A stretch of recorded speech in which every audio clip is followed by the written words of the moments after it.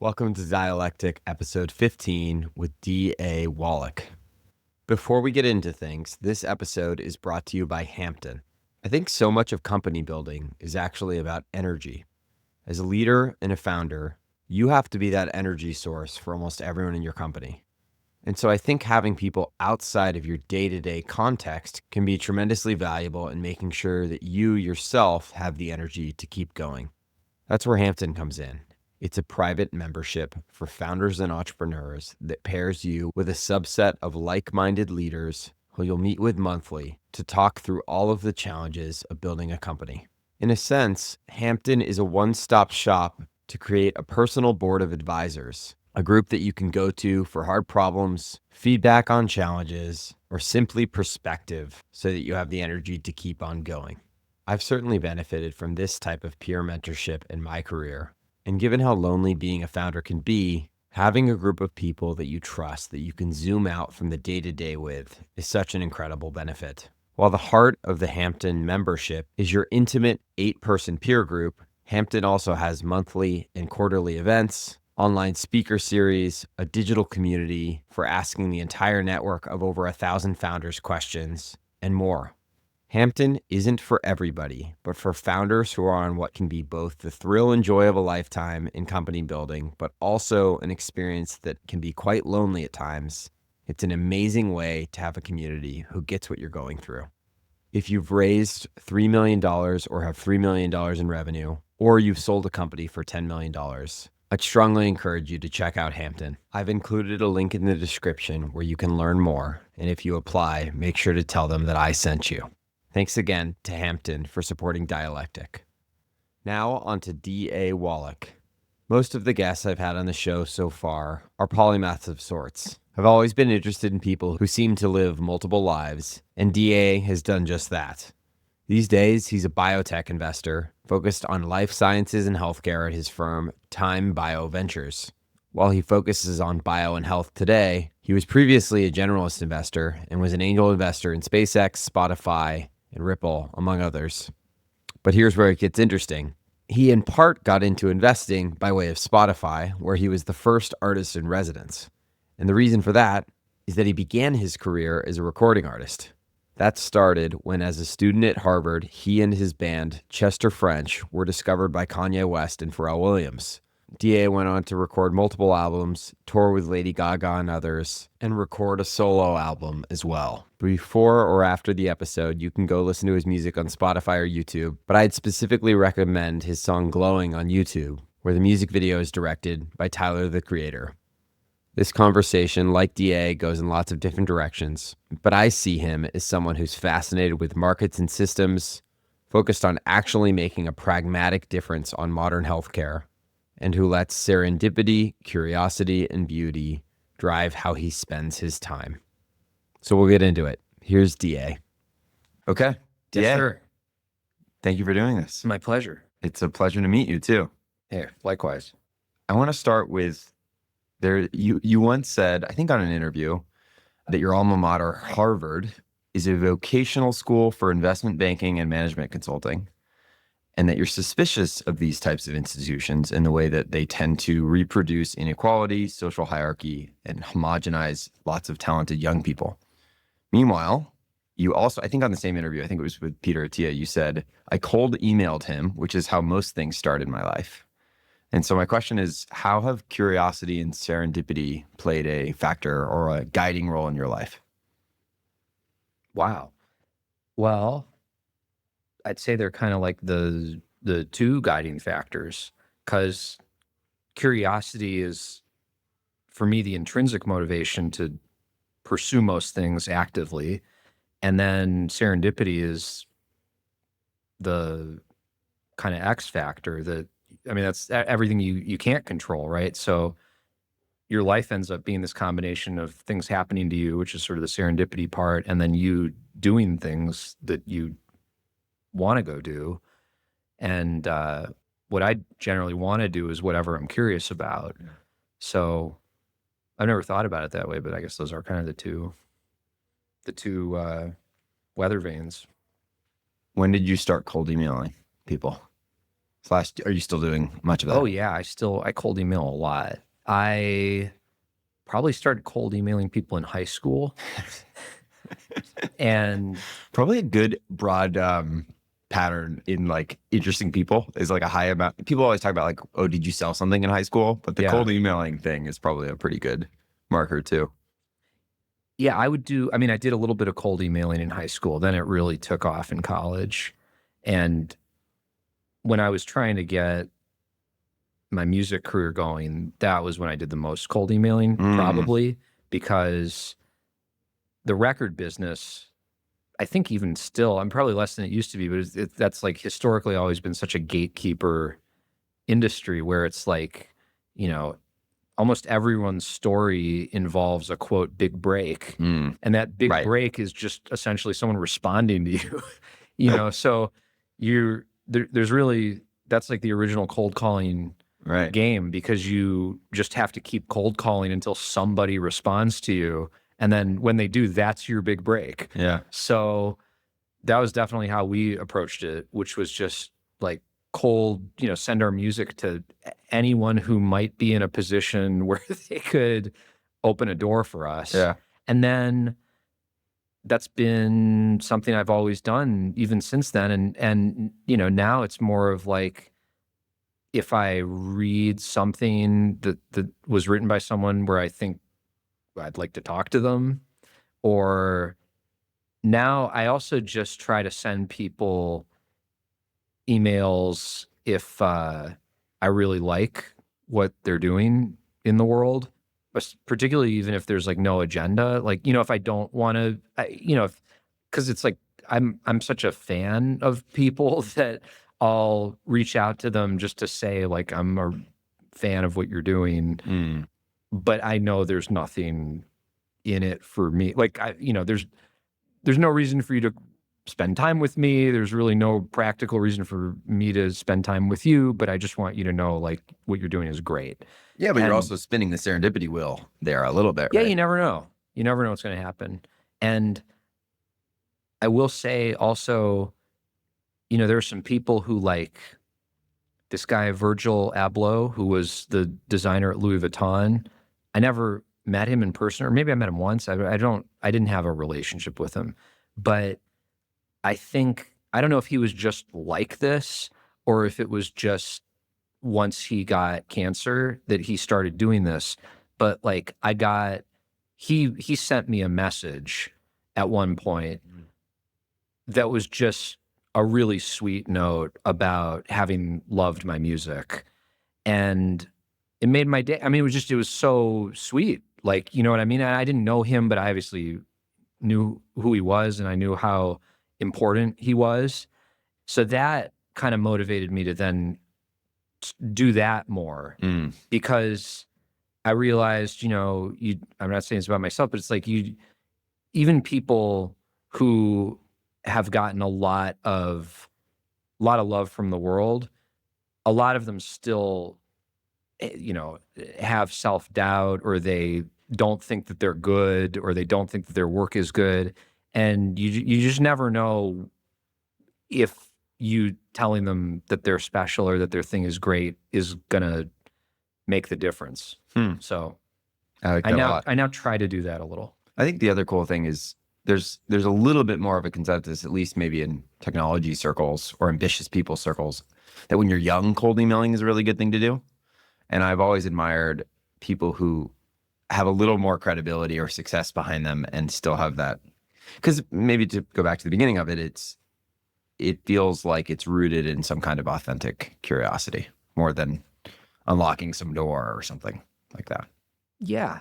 And like why, I don't know, in a certain sense, I feel that there's like one kind of serendipity, which is, people go to conferences, people in business fucking love conferences. And I really don't like conferences. I'm very uncomfortable at conferences. And the internet, though, is like the biggest conference ever. Right. Like everyone is on it, and you can go and I can go find out what Jackson is into, or, I mean, increasingly as people have been public, you see what they post, you see what they're thinking. So at least to me, there's such a great opportunity that affords you to only connect with the people who you already know you're curious about, Right. or interested in talking to. Whereas if you rely on these kind of older forms of serendipity, like going to a conference, Right. It's dare I like a say. scoped randomness. It's like random, like I'm still going to spin this serendipity wheel, but like I have it a little more honed in, and it's thus going to be a Right. little more likely to hit on something really cool. Exactly. And whereas if you're just totally open-ended and you go, okay, I have the internet at my fingertips, I'm just going to go trawl the internet for interesting people, interesting stuff. I mean, that's still kind of my favorite activity in a way. Like, I mean, there's something a little depressing about just being on the internet all the time, but I have to say I've never gotten bored on the internet. I can spend an unlimited amount of time browsing the internet, so much so that I've actually thought it would be fun, maybe not even just, for me, this is a little solipsistic to say, but like I thought I could do a great performance art show where it was just me browsing the internet live. Like on Twitch or something, like live streaming. That'd be cool. Actually, live streaming is Or you mean it like in person on a stage? Yeah, you're much more practical. Like Twitch makes I kind of like the live in Twitch person. is perfect build. Yeah, I had envisioned it as a stage show. It's like a keynote. It's like, yeah, but it's like in like a seated theater. Right. And but I thought, wow, this would be a great one-man show, but it's not the same every night. It's literally I'm in. I never know what's going to happen, and the audience doesn't know. We're going to start on Twitter and just see what happens. I'm just going to go on the internet and just see where I go, because I always find it really interesting and entertaining. And I've always thought, I wonder how good I am at this. Like obviously there is no competitive forum for web browsing. But GeoGuessr's kind of close. What is it? GeoGuessr, do you know about this? No, what do you do? Oh, there's this guy Revolt, and he's like the best in the world at GeoGuessr, which is this game where you get like a picture from Google Earth of somewhere in the world, and you have to guess. Like you have to put a pin on a map of how close you are to the thing. And this guy Revolt is like within 5 kilometers every single time. But that's a little more scoped than just incredible. Pure browsing. Yeah, that's a very narrow skill. I mean, he sounds like a savant. He's on TikTok. He crushes. Yeah. Yeah. I mean, in my show, what I think would make it entertaining is that when I'm browsing, there are a lot of things going on. Right. I'm watching some videos, I'm doing some Twitter, but I'm also finding obscure websites. Sure. I don't know. I love the internet. I love browsing it. I totally agree. Just surfing the web. Surfing the web, man. The original surfing. It's before physical surfing was cool. Right. Speaking of maybe the curiosity part of it, you've talked in a few different contexts about what I would describe as sort of this fun, curiosity-driven orientation versus this like work ethic grind orientation. You've said you don't love practicing. I think that was specifically in the context of drumming. There's another excerpt you say, I really thought I'd try to get into Berkeley and seriously try to become a great jazz drummer. I suppose that I've always lacked the discipline and practice ethic that's required for that. I had to learn over time the bolts in the art I make and in life. I have to turn being a dilettante into a strength. I'm not the guy who's going to shoot 10,000 free throws until I'm Michael Jordan. And it did happen kind of accidentally that I said, okay, yeah, I'll try singing. But the process of being an artist in the world was so compelling because of the freedom it gives you. I feel that way about everything I do, not just music. I want that ethic of being independent and open-minded, having a lot of integrity intellectually to be part of anything I do. And so maybe I'm reaching here, but it feels like you've very much continued with the spirit of that last bit, regardless of the domain, and whether it's investing broadly or science and bio and medicine now. You're clearly very curiosity driven, but you also have, at least from what I can tell, a pretty remarkable ability to go deep. And you might call yourself like a dilettante, but like from what I've read and heard about you, you have a kind of a radical amount of depth, at least in certain contexts. So I'm curious how you balance that energy we were just talking about, the surfing the web, pure explore energy with the ability to exploit and say, I'm actually going to get really rigorous? I think the rigorous part, there's a level of depth I can get to where I don't need new skills, which is basically to say, using just language and conceptual thinking, you can understand a lot of molecular biology, for example, which is an area I've spent time on in the past decade, where I start to feel that tension with my sort of dilettante inner child is when you then need to actually learn a new skill. So I'll give you an example. Right now, I'm really interested in statistics, which was a subject I hated in high school, which was the only time I took it. And then through my interest in investing, and in particular in systematic quantitative investing, which is something I've been curious about for the past few years, I realized there are basic concepts that are used constantly that I never really got. So, for example, I don't actually know what a standard deviation is. What is that? And so I was recommended by this really cool statistics professor at Stanford to get this old stats textbook that's been around for 30 years or whatever. And I bought it. It's a great textbook and it's super well written because it's there are no pretensions. It's made to walk someone from knowing nothing through all the basic concepts. And so I'm really enjoying that, but I have trouble pushing myself to do the problem sets. You know what I mean? I love reading the chapter and then, okay, I know for me to really internalize this sort of deeply, like the scales or whatever in the yeah, musical now I context. need to do 10 of them. Right. And it's kind of like when I feel like I got it, I'm not going to do the 10. And I'm always I've had this, I don't know if it's been deliberate or accidental, but I've had this privilege of working in my music career and now in my investing career with collaborators who are super deep technically. So like my bandmate Max in Chester French is really a prodigy musician and can play every instrument and write string arrangements by hand. And, that's kind of a crutch for me.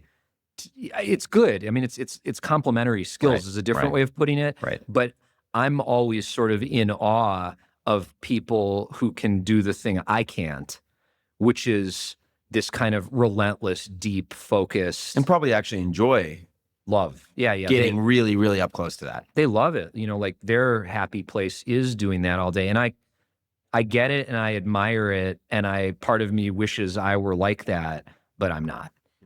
So the best I can do is kind of work with people like that. But then when you do, they also raise your game. So you know what I mean? You go from being totally non-technical to being like much more seeming, when you say like, oh, it seems like you have depth or something, say in biology, I have de facto ended up knowing a lot of biology, but not nearly as much as people who that's all they do, but much more than like I did when I was a generalist investor. Right. On that theme, you've talked about sort of this inclination towards understanding the skeleton or the structure or maybe the whole of the thing rather than in the bio context, memorizable facts, or even just in any context, like really, really up and close with all of the details. And I think maybe it's particularly interesting in life sciences and biology because most people associate those things with their high school experience of this like rote minutia. Somebody you've referenced as a particular influence, I think you started reading maybe like early on tour as a musician, is E.O. Wilson. And I'd love for you to talk a little bit about I haven't read Consilience, but I have like a basic understanding of consilience by reduction. And I'd be curious for you to contrast what seems like a notion that's built around sort of like compressing really big ideas from top to bottom to reduce them down to these like really, really simple theories. Usually it seems like physics. And so you have that on one side, but you also have like complexity theory and some of the Santa Fe stuff and emergence and these ideas that actually feel like they get wider over time, not narrower over time. Are those two ideas actually in tension? Am I misreading that? Like in hindsight, maybe I think you first read Wilson in maybe 20 years ago or 15 years ago. Have your views on that type of stuff changed? Because again, you seem, as you were just getting at, you seem like somebody who's really coming at all this stuff, trying to understand the whole rather than trying to reduce. I think that's a reasonable characterization of my goal. And what E.O. Wilson was writing about in that book, Consilience in particular, is the idea that nature is one continuous entity, so like these boundaries that we draw epistemically between molecular biology and sociology and anthropology, you can think of those as metaphorically kind of horizontal or vertical divisions. So East Asian studies, or as a field, so to speak, in academia is like everything about East Asia, right? Like every part of culture and history and whatever. And like, that's sort of a vertical division. The vertical slice, right. And the horizontal slice is, something like anthropology, where it's like, oh, we're going to look laterally across all of these different cultures and try to find common characteristics of social behavior and organization. And E.O. Wilson's point was reality doesn't have any of these divisions. Those are all lines that we've drawn top down. Yeah, because we think it's going to make it more tractable to understand something we're curious about. But we might be wrong about that. In other words, the best way to understand two things that seem unrelated in our taxonomy might be to have a different taxonomy. So I do aspire to understand as much as I can about how reality works. And I do think you get a lot out of trying to blur those disciplinary boundaries, or you can even start to get at the truth by just spending some time in each of those disciplines. And then you kind of organically see where they overlap and bleed into each other. Part of the idea, at least as I sort of understand it very basically, is that he's trying to reduce at almost every level of abstraction, and basically like almost all, like the super smooth brain version of it is like most things are up downstream of physics, basically. Like, or physics at least resolves into all of these other things. One of the things, there's something I read from you a while ago that was sort of talking about initially coming at sort of trying to understand the world through a lot of humanities related stuff, politics and sociology and even anthropology. And one of the things that was so attractive both about that book and moving into bio and life sciences was this notion that our current systems and models are actually just way better explaining life sciences than these other things. And part of my question is, do we just not have enough rigor that high up the abstraction, or is something else happening there? Like, I guess what I'm wrestling with is, do we just need to spend more time in physics and chemistry and bio to eventually understand that? Or is actually like something else happening here? This is what I'm, and maybe I'm forcing this is what I'm trying to connect into the sort of like complexity science Santa Fe stuff, is that emergence seems to run kind of perpendicular to the E.O. Wilson stuff to me, but maybe I'm not connecting. I'd have to go reread E.O. Wilson to know how at odds his view was with that. I mean, what I remember striking me about that book was just his insistence that we strive for integrative theories across, what people in complexity world call scales of organization or levels of organization. Right. And all that's meant by that is, you can describe things at the level of subatomic particles and then atoms and then molecules and then organisms and then ecosystems and societies. And sort of like pace layers. It's like, as you go up in this metaphorical way of thinking about the world, what you are doing at each scale is you're defining what an individual is. And then the theories are about how individuals interact with each other at each scale, right? So at the subatomic physics level, you're trying to have theories that accurately describe the interactions of subatomic particles. And then at the atomic scale, you have basic chemistry. How do these atoms interact with each other? What are the ways that they bind and react? And how do they form aggregates? And how do those aggregates interact? And then so on and so forth. By the time you get up to, human cities, you need theories of how buildings relate to people, relate to companies, relate to apartment But he's saying co-ops. these are all sort of, if you take a lateral kind of understanding across a lot of these things, you can actually move up those ladders of abstraction and still have some semblance of the same theory. Well, he's saying they should connect. There should be a sort of clear connection between each layer of the cake.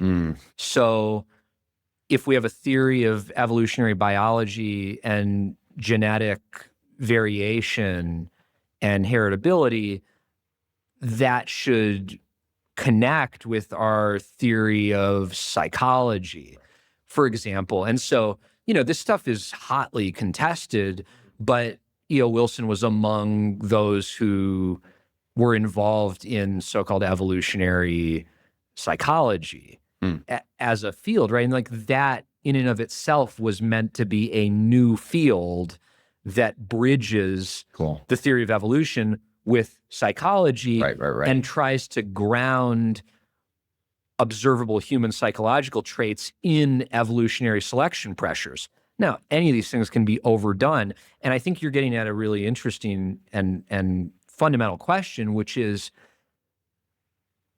are the theories that we need to explain what happens at a particular layer just endemic to that layer alone? Right. And that is kind of, in some sense, the premise of what's done at Santa Fe Institute, or what people are chasing with complexity science, which is, wouldn't it be nice to have quantitative predictive theories of how a city works or how a market works?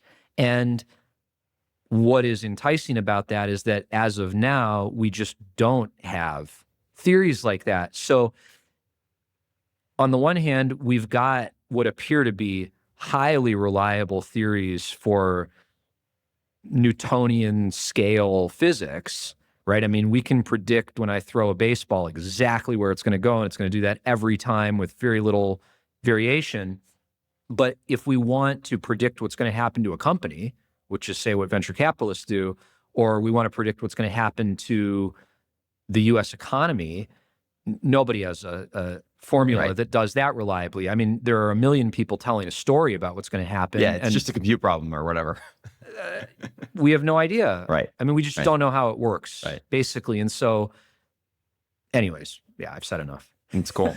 One of the things that I'm interested, maybe to start with, you seem very interested in complex systems, and you've spent time working in a few of them. Before we get into that, any just broad reflections? I don't know how long you've been involved, but broad reflections on what makes Santa Fe. I think Santa Fe is a pretty under-discussed, but a whole bunch of really smart, interesting people are involved. I'd be curious what you think makes that place unique or special. Santa Fe Institute, I think, is very special because it's really the birthplace of so-called complexity science. but that is complexity science as such, called complexity science. And recently I was watching Ken Burns, and Ken Burns did the Da Vinci. Cool. It's like a 3-part Da Vinci documentary. And watching that, you go, well, Da Vinci was doing complexity science.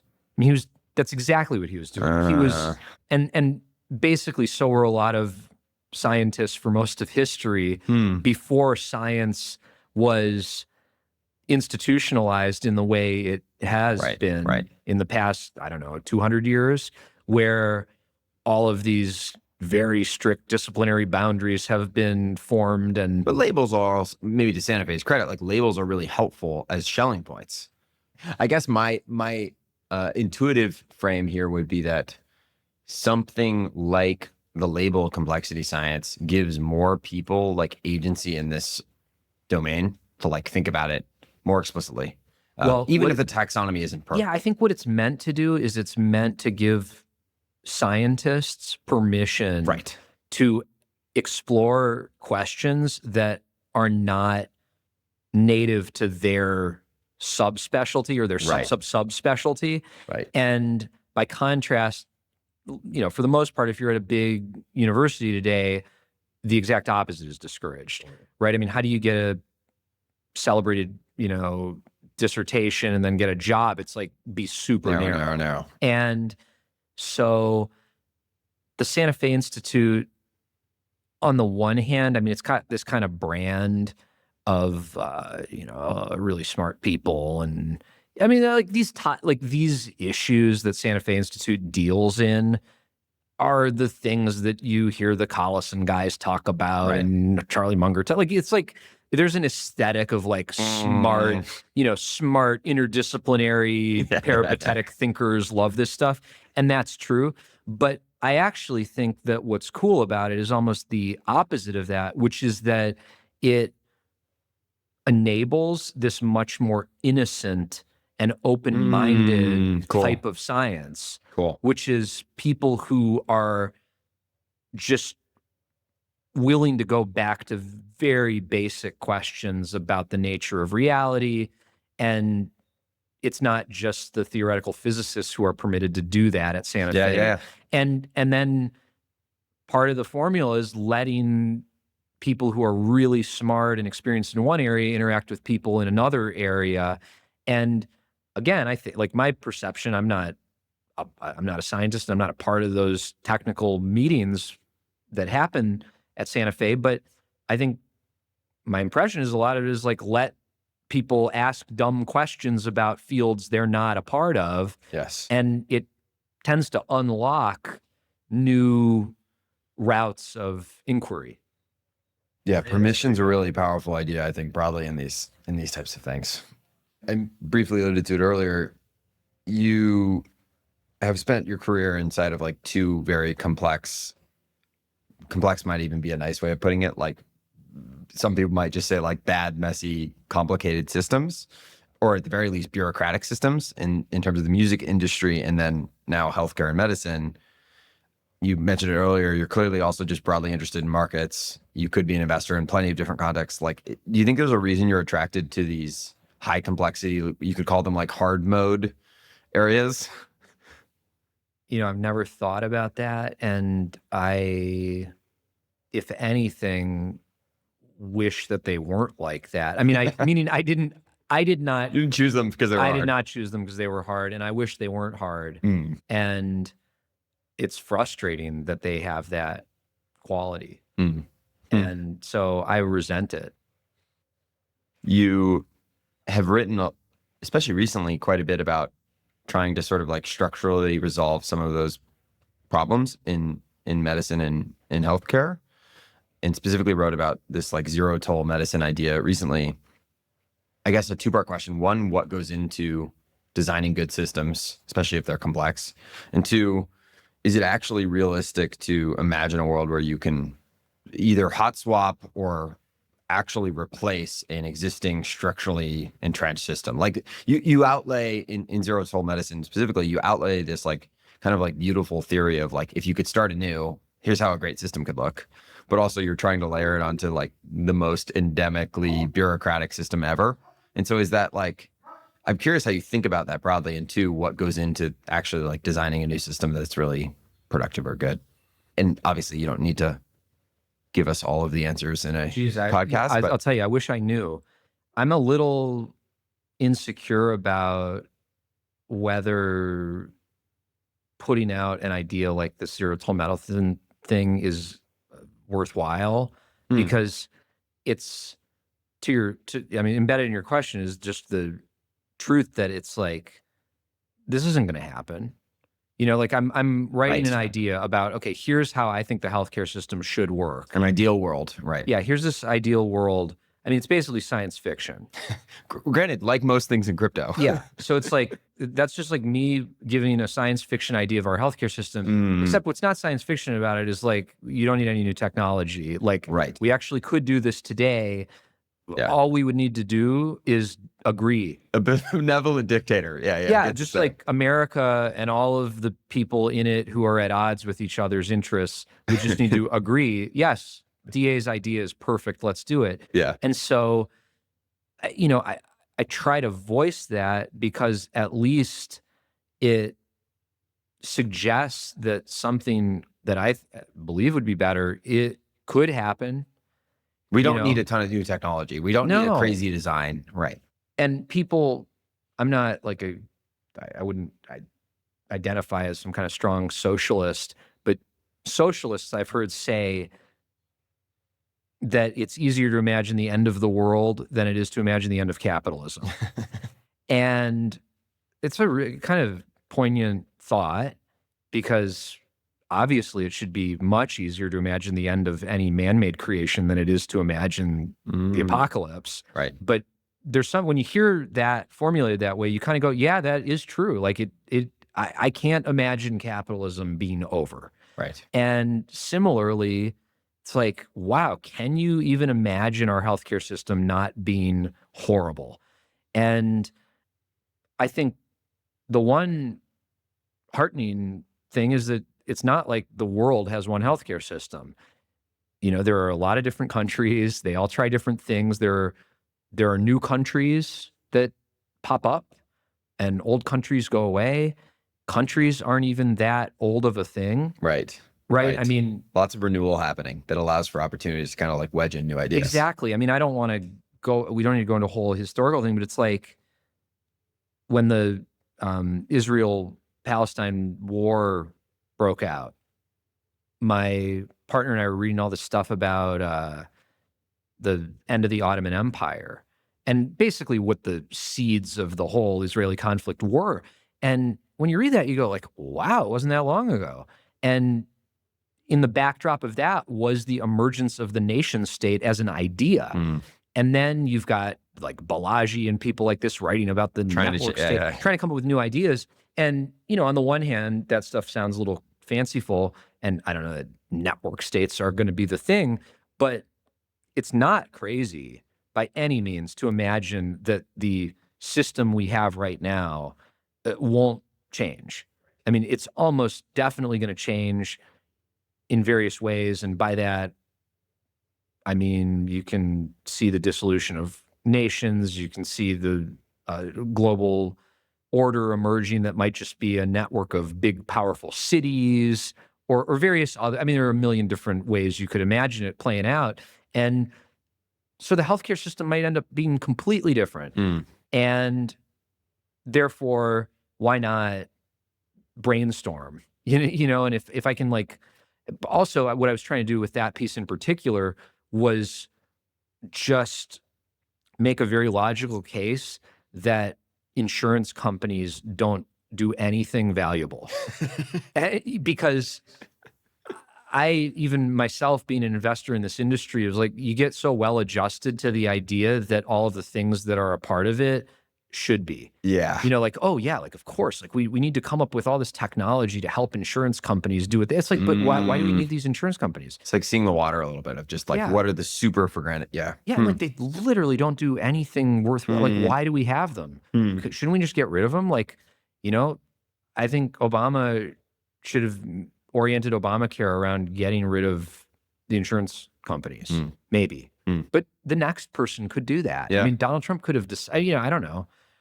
Part of me was thinking, wow, there are all these crazy people coming into government right now. I'll write a thing that maybe some of them will read, and they'll be like insane enough to try Not this. that I mean, they're trying stuff. I like the sci-fi metaphor too, because at its best, sci-fi is like, it's not about the future. It's about like helping people see the present through a new lens.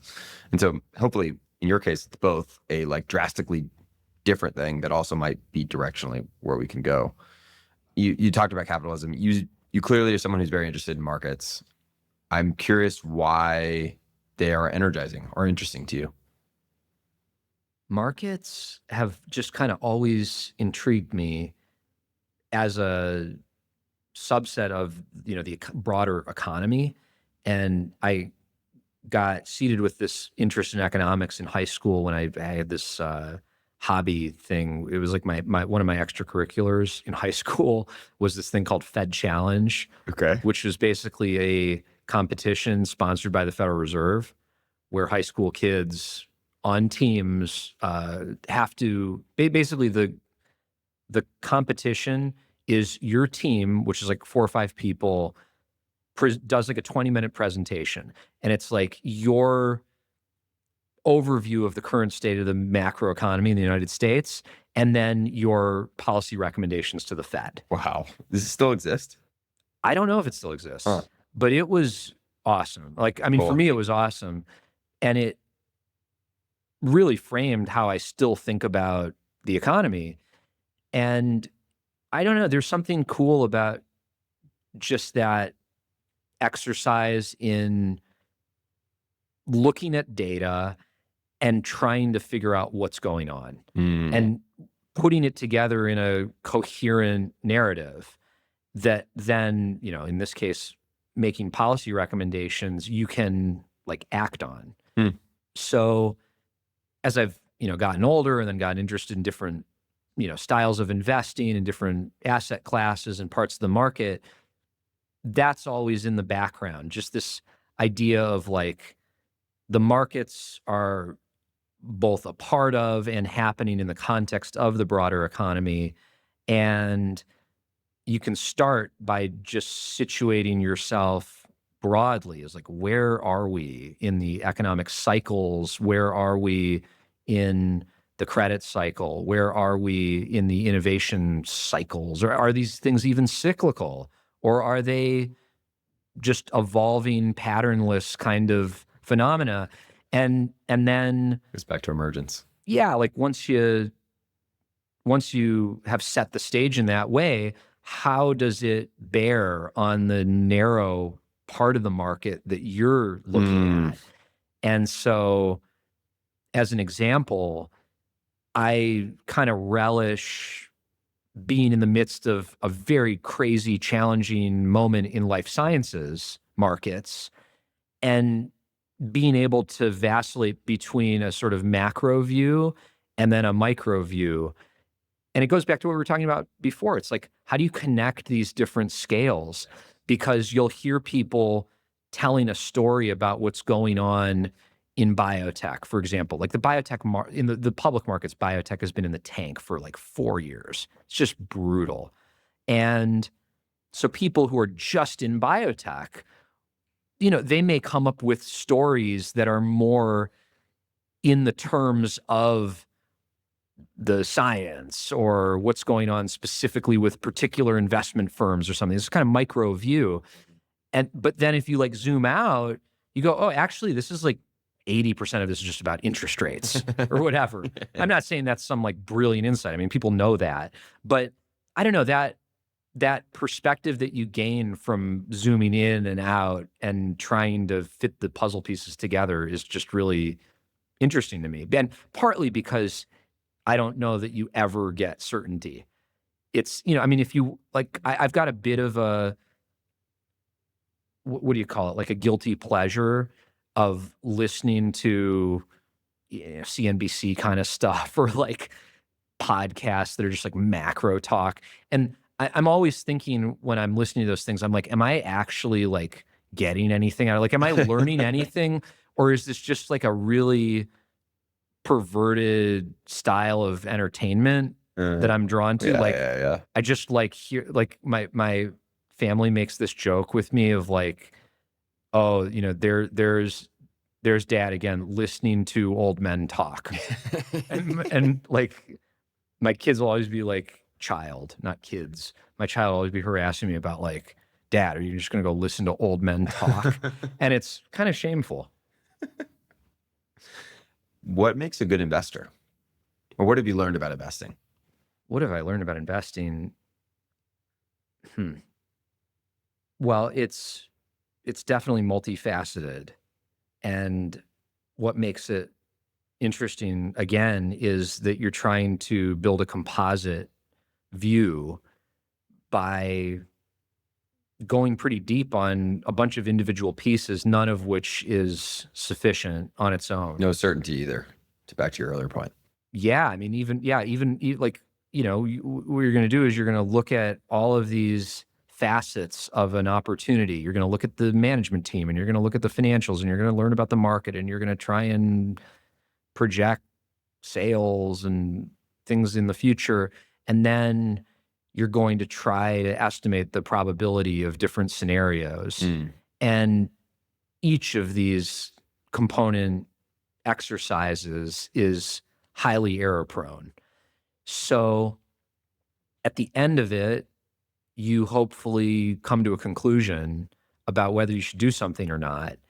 And then what's tough about venture capital that a lot of people have pointed out is you don't find out if you're right or wrong for quite a while. Now, I will say you can find out you're wrong sooner than a long time. And also, rightness is a huge gradient. Huge gradient. And also, you know, like, of course, things can fail for reasons that you didn't see, but things can also succeed for reasons that you didn't see. Yeah. And then Is it beta or alpha? Yeah. And do you like, oh, yeah, but is it beta or alpha? And then like also, you know, are you a genius to have invested in Amazon because you love bookstores, you know, or like, did you get lucky because like the bookstore idea was great, but it wasn't Amazon. Right. You Yeah, know, it could have and been Barnes and Noble. Right. like you do hear venture investors, I think, often remark that it's all about the people. And so, sure, I think that's true. But also, what do you do with that? Like, let's say, okay, I agree. I've learned it's all about people. Should I not care about the idea? Like, you know, should we not hire an IP lawyer to find out if this is actually patented? Right. Should we not do any of the other diligence that we always do? So it's not all about the people. You know, there are some, like, I guess the people are definitely necessary, but not sufficient. But then other things are also, the other things are not necessary and also not sufficient. So the people are maybe the only thing that is necessary. Everything else is maybe necessary and maybe sufficient, and not, certainly not sufficient. Interesting. This goes a little bit back to something you were talking about a few minutes ago, which is that so much markets is like trying to see reality clearly and obviously investing within that context. But there are plenty of investors who just, all they actually care about is seeing reality as it is and capitalizing on that. You seem to have a more creative or generative approach to it. Obviously, venture capital by definition as an asset class is a little bit that way. There's a quote from you. You say the reason, and I think this was many years ago, but you say the reason I invest in technology is it's the only work humans do that is actually creative. All other types of economic activity are just moving money from one pool to another, whereas technology is what allows us to create value out of thin air. There's something about that is really conciliate with art. It seems like for an hour of my time there, I can produce a lot more impact.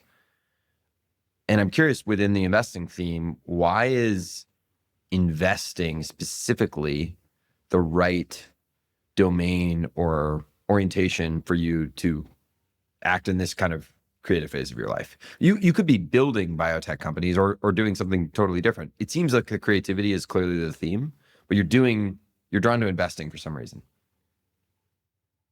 I like the creative stuff for sure, but I'm not sure how naturally talented I would be at building companies. So I've often thought of it as sort of the record producer phase of my life, you know, where like when I was making music, I was like obviously the artist. But then in this phase, the entrepreneurs are the artist and I'm more like a producer. And so I like the leverage that it affords you because you don't have to just do one thing, right? You know, I get to sit across all of these companies and all these talented people. So that's interesting. The intellectual challenge of security selection, diligence, and all that is interesting. I'd say where I hope to be more creative as an investor is in trying to innovate on the investing process itself. And I'd love to innovate I'd love to innovate on the market structure in some way. I haven't done that by any means, but that's a goal of mine creatively. You know, as we're talking about the geopolitical order evolving throughout history, music evolving throughout history, biology evolving throughout history, so too has the asset management business. And if you look at the past 40 years, the most exciting thing is the index fund. You know, that was such a creative innovation. And there's this great book that Robin Wigglesworth wrote, Trillions, I think it's called, which is about the index fund, the rise of the index fund. And so I don't know a ton about him, honestly, but like in principle, Jack Bogle's definitely one of my heroes. And I love what he did because, you know, he combined a sort of brilliant investing insight with creating a product that has done a huge amount of good for everyday people who are trying to hold on to as much of their wealth as they can. And on the one hand, venture capitalists, because it's, you know, people say, oh, venture's a access class, not an asset class. And like what they mean by that is it's all about like what deals can you get into? You know, like my friend Josh Kushner can get into the hottest deals in the world. Like you want OpenAI, give Josh money. He's right in there. Put all the money into OpenAI. And that in a way is what the venture capitalists do. So for a venture capitalist, the marketing that people often do is oriented around how great they are for the companies they invest in. So it's all like, I'm so founder friendly and I'm so awesome. I add so much value, da da da da. And I kind of am skeptical of that. And I'm going to get back to Jack Bogle in a second, but I'm sort of skeptical of that because at least my intuition is that the best entrepreneurs don't really need very much from their investors. It doesn't matter who they get the money from. They really just need money. And like, yes, I'm sure, you know, whoever you have on your board might have moved the needle on this or that thing at some point. But, you know, if you said, I just want to invest in truly the absolute best entrepreneurs in the world, they don't need anything other than money. Elon's not talking about his investors very much. He's not. And by the way, when I was starting my firm, he and I had dinner and I said, look, I want to start a firm. Tell me from all of your great experience, like with investors, whatever, like what do you need from investors? What makes a great investor? And he was like, money. I mean, he was like not being, I forget exactly what he said, but he was like not being annoying. Right. Coming from the best capital raiser in the history of the world. Very good. Yeah. So that is just to say, I think it's kind of BS, this whole like, oh, we're all about the entrepreneur. Like your customer as an investor is the people whose money you're managing. And I know that it can feel less noble to be managing money for some pension fund or whatever. I mean, we don't need to get into the merits of who you're managing money for. But let me just say, if what Jack Bogle did was give the index fund and access to low cost, highly diversified equity investing to, you know, 1 billion people, that is a huge good for the world because people work their whole lives, and I'm pension recipients obviously too as well. So managing pension money is really important. Maybe university, I don't know. If you think universities are corrupt or whatever, then maybe that's bad. Or hospitals, whoever You don't like, yeah. whatever institution you don't like, sure, okay, managing their money, who cares? But I don't view it that way. I mean, I think it's like, helping people preserve capital, particularly if they're people who really need that money, like to retire on. The goal of the industry should be to constantly do a better job of that for people. And so it's subversive though, because so much of what it seems on the external piece of it and the marketing around it, now all of that is that your customer is the entrepreneur. And so there's like a little bit of a dotted line there that I think most entrepreneurs don't think at all about even where the money's coming from, which is an interesting sort of like misdirection in all this. Totally. And I just think I think the whole thing is, I mean, we're just talking about venture here. I think the whole thing is better when it's transparent and straightforward. And I always tell entrepreneurs, I'm like, look, this is not my money. This is other people who have worked their whole lives to make this money, have entrusted me to go and find the best risk-adjusted returns in healthcare. And that's what we're doing. We think your company is one of those. And here's what our incentives are. Let's be commercial together, right? Yeah, and it's not like, I'm not using that as cover to be like needlessly ruthless or something, but I just think it's just being honest. Here's what my incentives are. Here's what I'm trying to do a good job. Totally. And if the company performs in this way, then I will have done a great job for our customers. And if the company doesn't perform in that way, then here are the things we're going to need to be thinking about to try and mitigate a disaster. It's a refreshingly different take. I also just broadly like the idea of challenging these, again, like seeing the water, like challenging these baseline defaults of mechanisms that haven't always been there. I was talking with some friends last week about like how the employee stock option plan is like kind of what actually enabled startups and venture capital.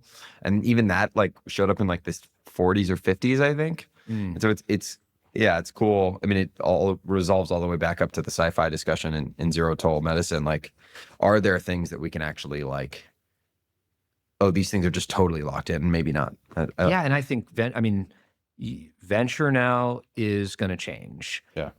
Private market investing is changing. The nature of securitization with things like crypto may change. So going back to the earlier discussion, what excites me is thinking about how we can potentially innovate on the investment products as we're investing in a market that in and of itself is fascinating, Right, life sciences and healthcare. Right. So you've got change in the themes that you're investing in, but then you've also got change in the asset management business itself. Yeah, the metagame of it. And that's where we want to innovate. We want to be an innovator in the asset management business. So that's where after 15-minute cul-de-sac here, that's where I envision having an opportunity to be creative. Cool. I like that a lot. Speaking in the context of kind of like creative, you likened technologists to being sort of the most creative part of the economy. There's an old bit you have where you say, for most scientists, like most artists, the point of it all is the work itself, the song or the discovery or the technology. Yet in both cases, the importance or power of that creative accomplishment is amplified by commercialization. What's the point of your great idea if it never gets to listeners or patients? And obviously, we're not also going to solve this today. Commerce and creativity are kind of like always sitting in tension. But are there any patterns that you've noticed throughout your life or more recently as an investor in the creative people, again, whether they're in the art context or more solidly in the science and tech context, of creative people who are good at commercializing or at least have an attunement to commercializing stuff? I think the commercialization or promotion part is it's doing, so like the creative part can be just thinking. Oh, especially in science. Yeah. And then, I mean, then there is like there's a sort of intermediate doing, which is like doing the experiment, writing the song, recording the record, shooting the movie or whatever. But then there's this follow through, which is a lot more doing.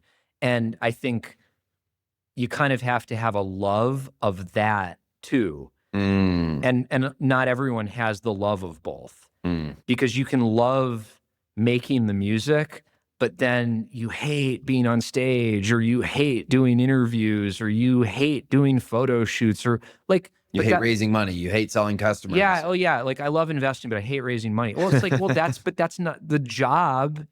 Like a lot of that job is raising money. So it's these people who really like both. It's very hard in general to compete with people who like doing the thing. If you don't like it and they like it, good luck competing with them. There's this amazing anecdote that my friend Graham Duncan highlighted about Novak Djokovic in the Financial Times. Have you seen this? And it's like, how do you go on playing at this level for so long? And he's just like, I like hitting the tennis ball. Yeah. And they're like, what do you mean? Everybody likes that. And he's like, no, watch them. You can tell. That's And one, I love Graham, but two, this substantive thing is maybe that also maybe gets at the thinking and the intermediate doing and then the doing. There are also people who just love that last mile. They just love the marketing. They just love conferences. They just love TED Talks. And they just podcasts, heaven forbid. Yeah, they just love podcasts. They don't read. And I don't like that culture. I really don't like that that kind of superficial culture, which is in a lot of ways it's just an extension of gossip magazines. It's might nominally be a science, might nominally be about science, but it's really just about talking about people and who's doing what and who's dating who and who's starting a company with who. And there are investors who are like that. It's just all about the social drama and the what's hot right now. And I hate that. Yeah. And I describe that stuff as unsubstantive versus what I'm calling the substance, which is like, do you really love the music? Do you really love the process of discovering a new molecule? Do you really find material sciences genuinely interesting? Some of this is like, where do you get your dopamine?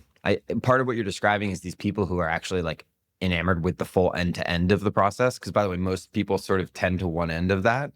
And if you're getting your dopamine from anything other than like making something and selling it or whatever permutation of that, you're probably likely to skew towards one end of the thing. Yeah, that might be. There's also a sort of the what I'm calling the substantive part is kind of more insular. It's you're to use your phrase, you're like getting your dopamine from discovery or creation. And then the other part is kind of inherently social. It's all about other people. On the one hand, yes, you want people to hear your music or watch your movie, but I think that's kind of inextricably linked with wanting to hear everyone tell you how great you are. And, oh, wow, you're such a genius, and that song's so brilliant.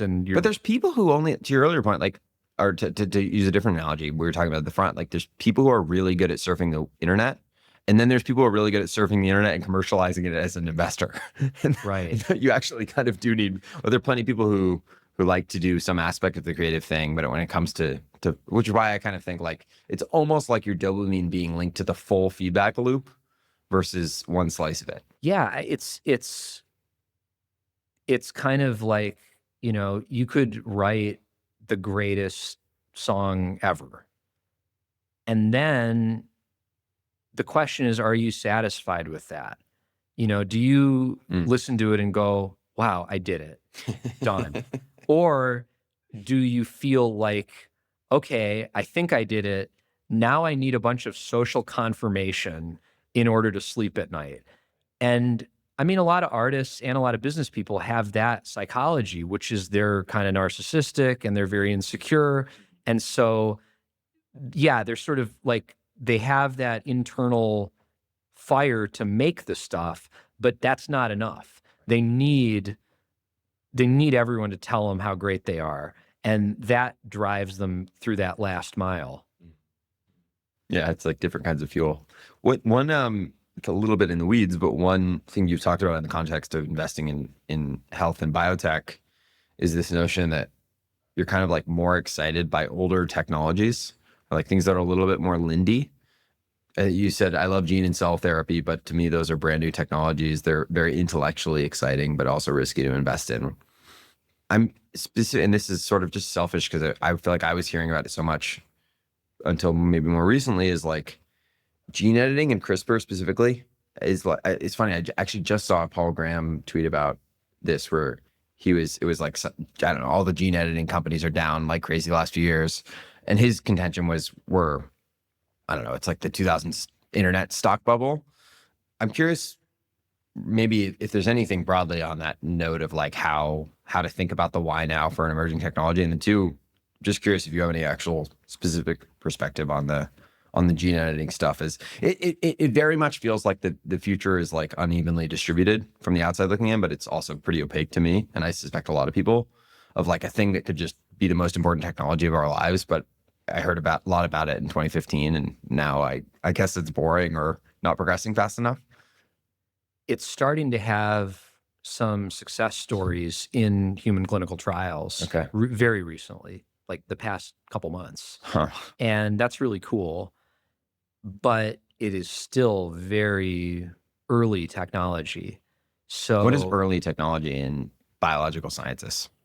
Or does it depend on the context? if you think about developing a new drug, there are many different dimensions of risk. So I'll just mention a few.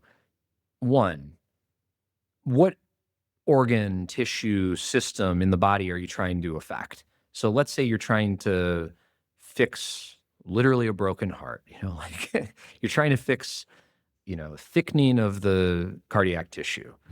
So you have to figure out how to get the medicine to the heart specifically. Now, you also have to think about where else it's going to go. So if that medicine is also going to hit a bunch of other parts of the body, you got to be sure it's not going to screw them up. And it might screw them up by doing the exact thing that you want them to do in the heart. But you only really want that to happen in the heart. You don't want it to happen everywhere else. So you have to think about delivering to the right place. You have to think about the drug actually working when it gets there. You have to be cognizant of all the other places it could go and the damage it could do there. You have to figure out how much you need to give to affect the right level of activity and how long you need to be giving that amount of the drug. You have to think about the patient's immune system and the way that it will react to the drug.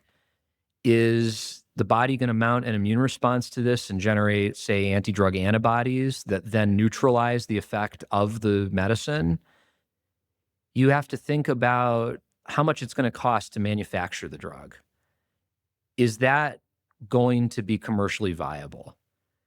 You have to think about how much the US government will pay for that drug and what the economists are going to conclude when they think about the economic impact of everyone paying for that drug to treat this disease versus paying less for a slightly worse drug, but one that may have significant enough benefits that the cost benefit favors that one. So anyways, I'm just giving you a sense of how many dimensions there are. Yes. And so, I mean, I always refer to this metaphor of, when you're playing like a fighting video game and, you scroll through the characters and you see all the bars. Yeah. But it's like, so every drug has like its own. Yeah, it's like a player card. It's got its own set of bars, right? For all the different criteria. And, it's a very challenging science. So all of that is to say that when you have a brand new technology like DNA editing, the technology, until you have tried it in people a bunch of times, is fundamentally a big question mark. Is this going to work in people? Even if it works in monkeys and everything else, still, is it going to work? Is it going to cause a problem? That's just the foundational technology. And on top of that, you have all of those other component risks. And gene editing is a type of technology that's also like going at a very low level of abstraction relative to maybe a antibiotic or something. That's right. And in particular, one thing it's doing is it's potentially permanently editing the DNA. So in principle, it may be irreversible. So if it does the wrong thing, it could pose a huge risk. And it could, let's say that CRISPR goes and puts a mutation in the wrong place and it gives the person cancer. Yeah. How many people do we need to test it in to know that it doesn't do that in 1 out of 5,000 patients? Right. Because if this becomes a mainstream heart disease medication, it's going to be given to hundreds of thousands, if not millions of people. So you can't afford for it to give cancer to 1 out of every 5,000. But let's say your first human clinical trial is 100 people or 20 people, and it works beautifully in all of them. How do you know whether you've mitigated that risk of it giving people cancer or not? Because the incidence is much lower than you would be able to ascertain in that small study. So lindiness is good here, is the idea. Well, it's just if you're just trying to make money as an investor in new drugs, your goal is to mitigate as many of the risks as possible and to kind of isolate what's the bet you're making. Got it. The more that the bet you're making can be isolated to one narrow question, the better. Because then you just need to be right or wrong about that.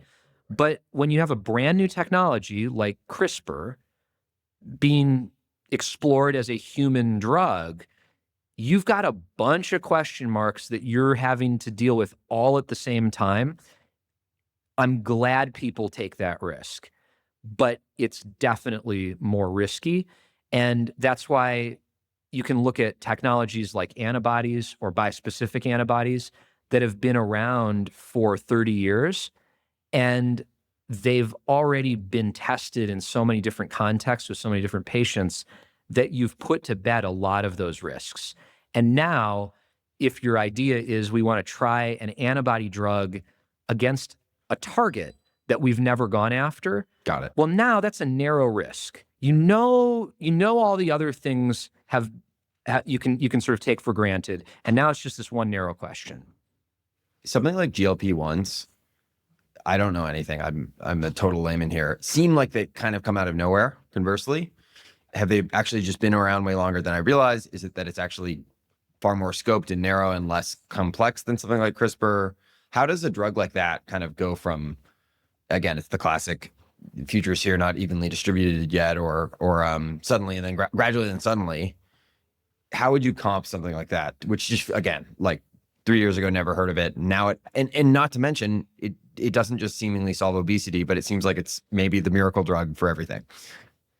So that's a great example of the gradually then suddenly thing. And I say that because this was kind of percolating in big pharma companies for over a decade. Got it. And there's a longer history behind it too. Like, we actually make GLP-1 naturally, and it's something your body secretes that has a physiological function in normal, healthy people. The original idea was, maybe we can have a synthetic version of it. And I believe the original molecule was derived from the Gila monster venom. It's a fun story. I mean, it's like, because the human version of GLP-1 has an incredibly short half-life. So it's not, you couldn't just make the human version of it that we make in our bodies and use it as a drug, because the drug would have such a short half-life. It's basically not a drug. Yeah. And so they found this Gila monster venom contained a sort of similar molecule, but its structure gave it a longer half-life. And so that was like the first version, but it also didn't have all the properties that would be ideal for a anti-obesity drug. It got developed for a long time as a diabetes product. And one of the challenges was that if you gave people the drug at a therapeutic dose, meaning at a dose that would likely be biologically effective, then they would get really sick. And it took years to figure out that you could basically step people up on dosage to get them to tolerate a therapeutically relevant dose. So now when people start on GLP-1 drugs, they are stepped up over the course of weeks or a couple months to the actual target dose, because that avoids them getting this like severe nausea and GI issues and whatever. So it's a fascinating story because I don't think people who were working on it knew how big it would be. Another thing that's interesting is that it didn't come from like a startup biotech company. It came from inside of big pharma. And there's an interesting dimension to that, which is that perhaps they had a longer duration of capital and therefore an ability to take a longer duration risk than even the venture capitalists in biotech. And so that gave them the attention span and the runway. The slow build. Exactly. Yeah, and maybe one kind of obvious conclusion here, you talk through some of this, is also just like CRISPR got a lot of headlines, and we see this in other parts of technology too, got a lot of headlines probably well before, because of how substantial it was, well before it was anywhere near. In 2015, it was probably the very beginnings of just like the science side, let alone the medical side. And I think that's a broader phenomena. I have a theory, which is that in the 90s, when the internet kind of got popping, every business person was so caught off guard by it. And then you had this like decade plus of like every company just like hiring a quote IT guy to like figure out, oh, like what should we do with the internet? Right. And I think that was a sort of traumatic collective experience for a whole generation of baby boomers. And then in the past 20 years, these internet companies made people so rich. And then like people like in my generation, like millennials like me, we saw people our age become billionaires at 22. Right. And everyone was so envious of that, that I think the baby boomers and the millennials together vowed to never, ever let this happen again.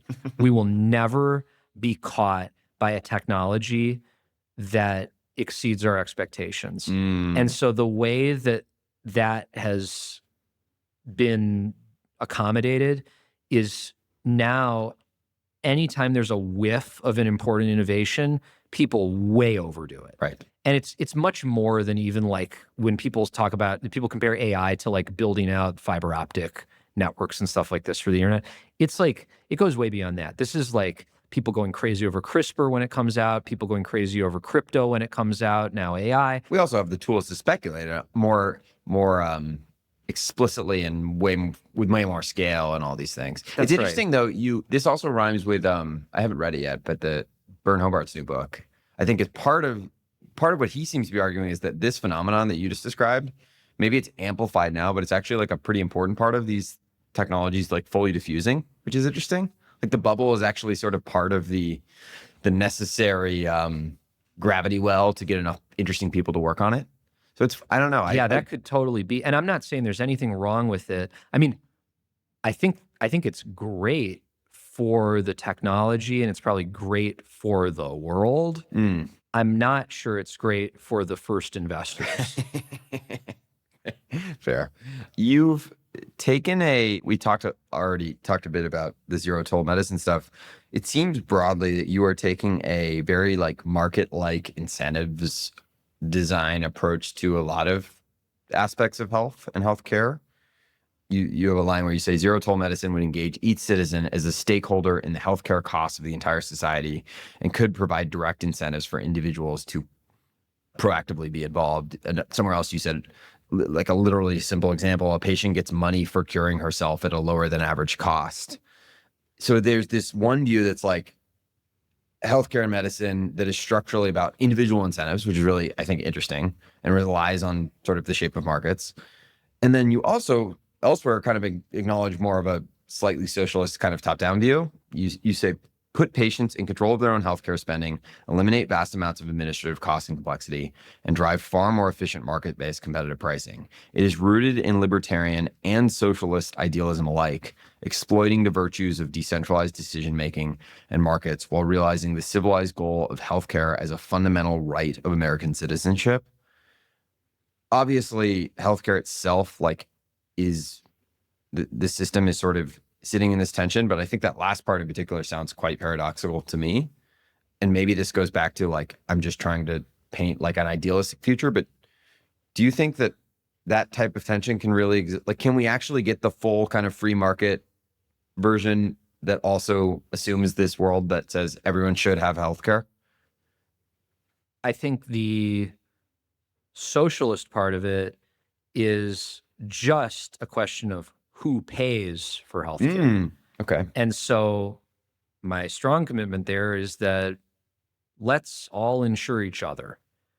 When we're born, we have no idea how sick or healthy we're going to be throughout our lives. One thing that we do know is we're all born effectively disabled and dependent. And most of us in the later years of our life are disabled and dependent. And so, and no one gets out alive. So I think it's a wise and ethical decision for us to socialize the costs of taking care of each other.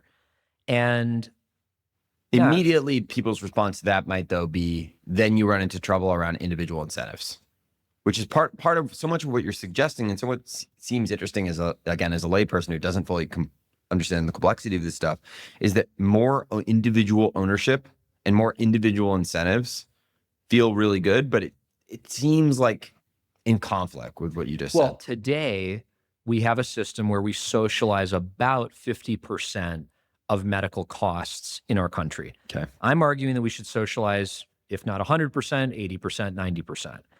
But right now we've already agreed in America, we're going to share about 50% of the costs with each other. Then the question becomes, how do we get the best bang for our buck? Right. And that, I believe, is answered by the individual alignment of incentives. Today, you've got a system where if I've got back pain and I get referred to an orthopedic specialist, that physician's economic incentive is to do surgery on me, whether or not that's really what I need. Yep. And that surgery is very expensive. And to the extent that 50%... Because they get paid, by the way, when they do the surgery. They get paid when they do surgery. So it would be much better if I actually had a reason, besides aversion to surgery, to understand what my treatment options are, what the likely outcomes of those options are, and what the costs of those options are. And then as an informed adult, to be able to make the choice that's best for me. And in general, the choice that is best for the patient is also likely to be the choice that's best for the costs that the society is sharing. Now, there are some complicated edge cases here. In particular, end-of-life care is a very challenging one because what we tend to do in America is we perform surgeries and expensive treatments on people until the day they die. So people who have terminal illnesses and for whom extensive treatment to the bitter end is going to lead to a very low quality of life, we tend to still treat those people intensively because medicine lives in this kind of paradigm of wanting to fix. We've wanting to incentivized save. that.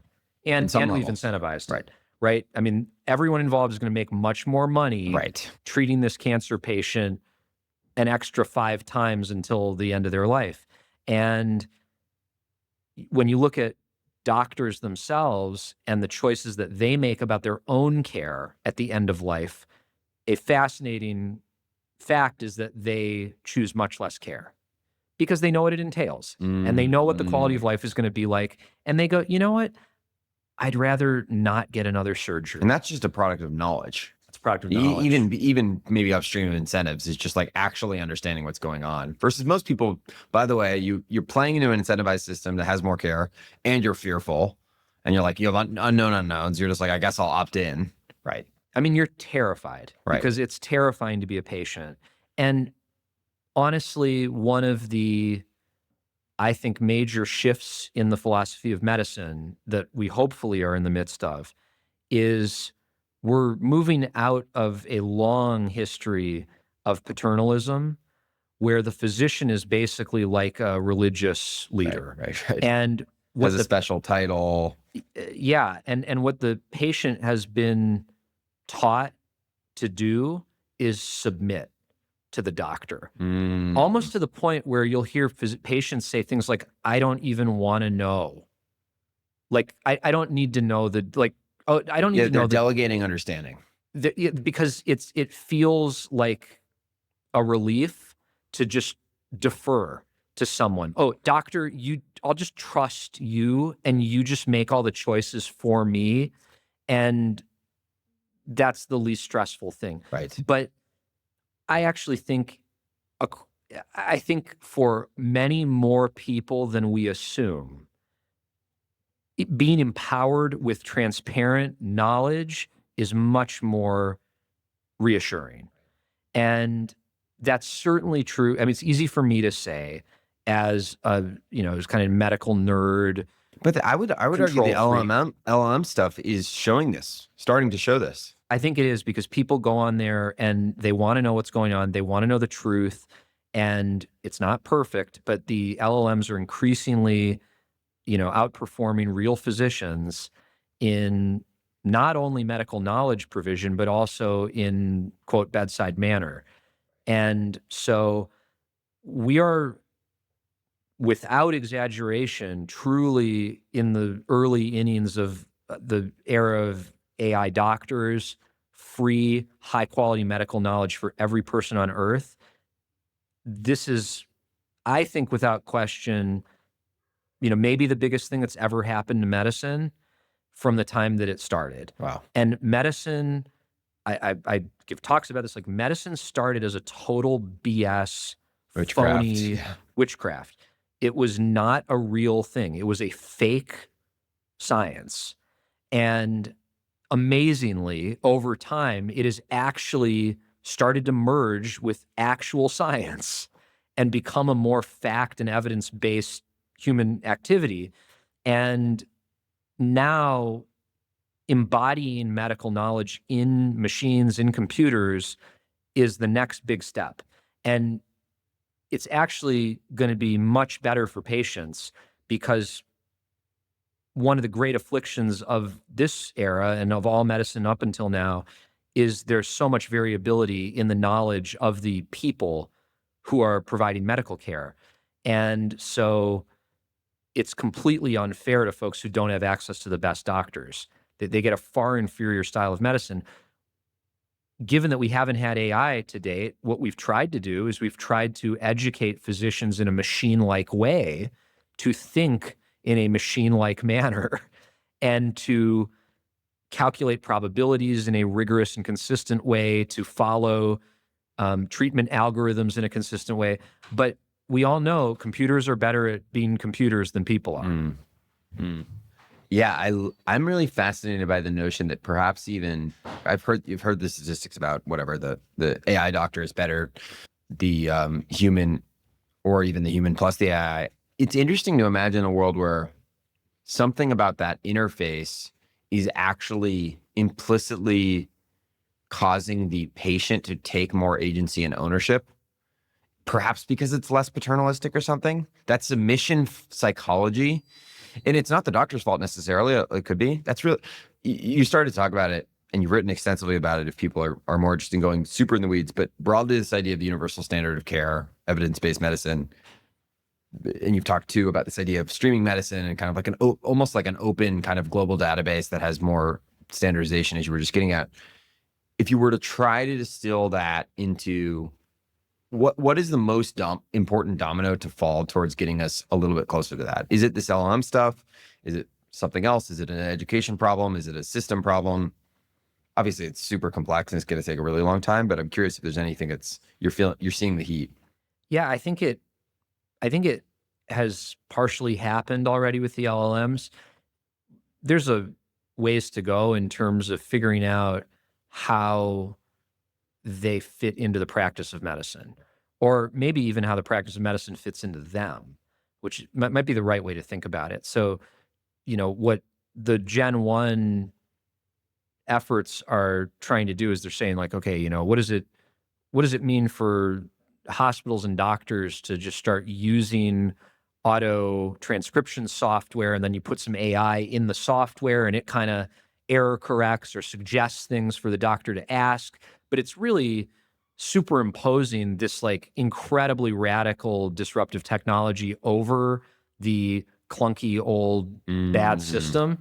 And Transcription's a nice Trojan horse, though. It is a nice Trojan horse, and it's working, and the reason it's working, by the way, is that physicians hate having to fill out notes at the end of the day. Right. So they spend a lot of time doing that. So it's like it solves their pain point. But if you really want to build the model of the future, it doesn't start with the existing doctor's office and the existing nature of a medical visit.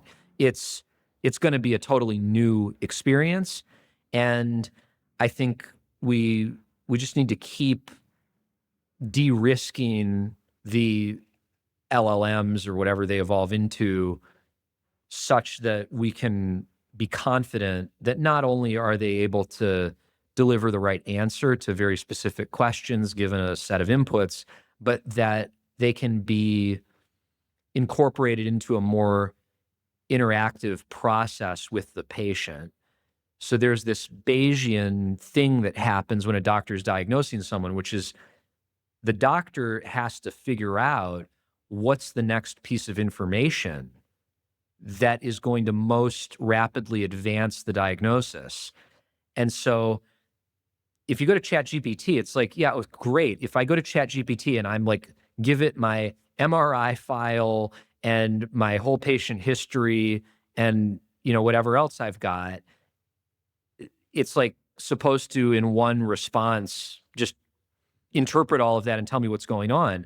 But like the way it will really work is, oh, I've got this like rash, and then the AI needs to ask you another question. And then at some point it's going to say, oh, what's this blood marker value? And then you're going to need to go and get that blood test and come back and give the blood test to the LLM. So that's a iterative, interactive process with the patient that involves acquiring information, not just through a chat. It requires potentially imaging, molecular diagnostics, and other inputs. And so we got to figure out how it gets productized in a way that accommodates all that. Right. Yeah, those friction points are usually where you have churn in the process too.